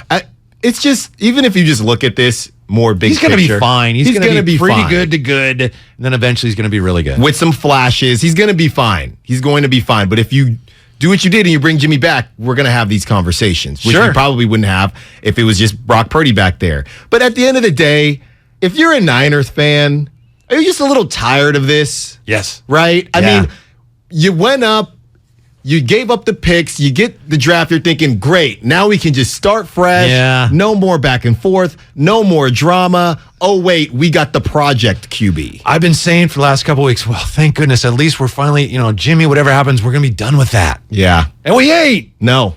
The limit does not exist. Does not exist. Well, as we get ready to find out what the 49ers are going to do and whether they should be in these preseason predictions and everything about who's getting to the Super Bowl, let's turn our attention, Alan, to some information you brought in here and the Warriors. And I know it's a ways off here. Not really. September. Yeah, preseason. Season September. starts next month. Mm-hmm. Yeah. So you found I think it's an annual NBA GM survey? Yeah, ESPN surveyed GMs, and I looked at it via Twitter, so I'm not sure what the other options were. But the bottom line is that more GMs thought it was possible, it was more probable that the finals would be Clippers-Bucks than it would be of a rematch between the Celtics and the Warriors. And I don't know if that has more to say about, they're saying more about the Celtics or they're saying more about the Clippers or the Bucks. I mean, the Clippers are essentially the Bills this year. Everyone is just, and at least the Bills did something last season. Mm-hmm. The last time I checked, you get older, you don't necessarily get healthier. So the idea that the Clippers are going to just all of a sudden be healthy all season, well, I got to see it first. People love their coach with good reason. Ty Lue's a really good coach. And then this whole thing, Paul George and Kawhi, are they healthy? If they can stay healthy, okay, that's a big if. Yeah, if they can stay healthy and if they can stay on the floor. I thought one of the things that hurt the Clippers during the bubble year was the fact that all throughout the regular season, they were trying to make sure everybody was healthy enough for the postseason. So a lot of load management, which I get, but then you get to the point where you're playing the most important games and you have no cohesion, especially at the defensive end, because they haven't been on the floor enough. Mm-hmm. So that's an issue with them. But I do think the Clippers are going to be really good. They're going to be really good. To be really good. I mean, I think you hit the nail on the head, though, in terms of this idea. They haven't played together in a while. Kawhi hasn't played. We don't know Kawhi if he's anything close to Kawhi anymore. Yeah. Everyone thinks he's just the same guy from the Raptors who wouldn't have won if Kevin Durant and Clay weren't injured anyway. Let me give you this one to kind of get things going a little bit. But I think that a Clippers-Nets final is more likely than a Warriors-Celtics final again. And some of that I say because it's really hard for both teams to get back. Gallinari, it turned out. Clippers-Nets? Yes. I think the Nets have a chance to be really good this year. And I know everyone says they don't know what they're crazy. They're all head cases. But there's a chance that could work there. I mean, there's a chance. What do you got? Look, I'm not even positive. If you were to make me lay a bet down on whether or not Ben Simmons will ever play basketball again, I'd ask, well, what's the line? Because there's a chance that I might be taking that bet. If he doesn't play, then I don't think they're going to make the finals. I don't. Ben Simmons does not love basketball. He woke up one day and he was really talented, right? And he was, 6'9", and he thought, I can be pretty good at this. He likes what basketball brings him. Okay, he's at the U.S. Open getting booed, whether he should have been booed or not, conversation for another day. He likes, being a celebrity, but he does not like basketball. And when you have... I think he likes it, but he doesn't love it. He does not love it. He does not love it. You have Kevin Durant, who didn't want to be there. He got his bluff called, right? Like, I made the joke, it was when we were kids and you ran from home, right? You tried to run away from home. I heard you say that. Yeah. And then you come back because you had no money. That was Kevin Durant. You tweeted that, right? Mm-hmm. Yes. I did as well. And then you have Kyrie, who is just the ultimate X factor. You just have no clue what he's going to do. Mm-hmm. So, I talked about last year with the Warriors, them having the most ifs going into the season. But if all these ifs actually came to fruition, they could do some things. And they did. Jordan Poole balling out. Clay coming back. Andrew Wiggins take another step. They all happened, right? Yep. The amount of ifs on that Nets team. No, you're right. Exceeds the Warriors tenfold. But if they do all hit, I see where you're coming from. Kevin Durant, I think, loves basketball. Mm-hmm. I agree with you about Ben Simmons. Durant, I think, loves basketball. And, he said he wanted to be traded. And then the things he said about it's either me or the coach and the GM, I don't think he even meant that. I think maybe, his representation said, we got to force you out. I don't think he meant. I think that's one reason they were able to get back together on that. Right. I don't think he necessarily meant that. Kyrie has probably never been as motivated as he's going to be this year to play well because he's going to be a free agent. So I think if we're ever going to see really good Kyrie again, I think we're going to see it this year. You're right. It's an open question, but I think there's a good chance we're going to see Kyrie. They have some issues at center, and this is the key to the whole thing. There's a good chance we're going to see Ben Simmons playing some center for them. They're just holding down the center position. Yeah. He's not a classic center, but, there's things he doesn't like to do, and he doesn't do very well, like shoot a three. For his career, Alan, I think he's 5 for 34 for his career, three-point shooting. Incredible. Yeah, which is so. But on this team, he's not going to have to do a lot of that. He's an excellent passer, and he's a really good defender, and he's good in transition. So I think there's a chance that comes together just because it's like, hey, you know what, guys? This is like our last chance, and there is a lot of talent there. Well, what you're saying is he will be their Draymond, pretty much. He could be, yeah. And you have to be on a team like that for it to work. That's why we're going to get back. I'm sure once we get going, because Joe Harris, Seth Curry. Yeah, it's been quiet on the Draymond front in terms of that wanting the max extension and things like that. But these conversations are right around the corner because that's the confusing thing about Draymond. He's not getting them. Come on. No, I don't think so either. He'll get close. I don't blame him for wanting one, but he ain't going to get a max extension. Those guys like that, they could play on any team. But Ben Simmons, to unlock what he has. You see some of the spacing pictures with Draymond, and they're just terrible, right? Ben Simmons would have similar pictures, but when Draymond has the Splash Brothers, Ben Simmons would have Kyrie and Kevin Durant, and Joe Harris, and you can pull it off. This is if Ben Simmons does not play on the Nets, I'm taking that, or this coming season, I'm taking that bet that he will never play basketball again.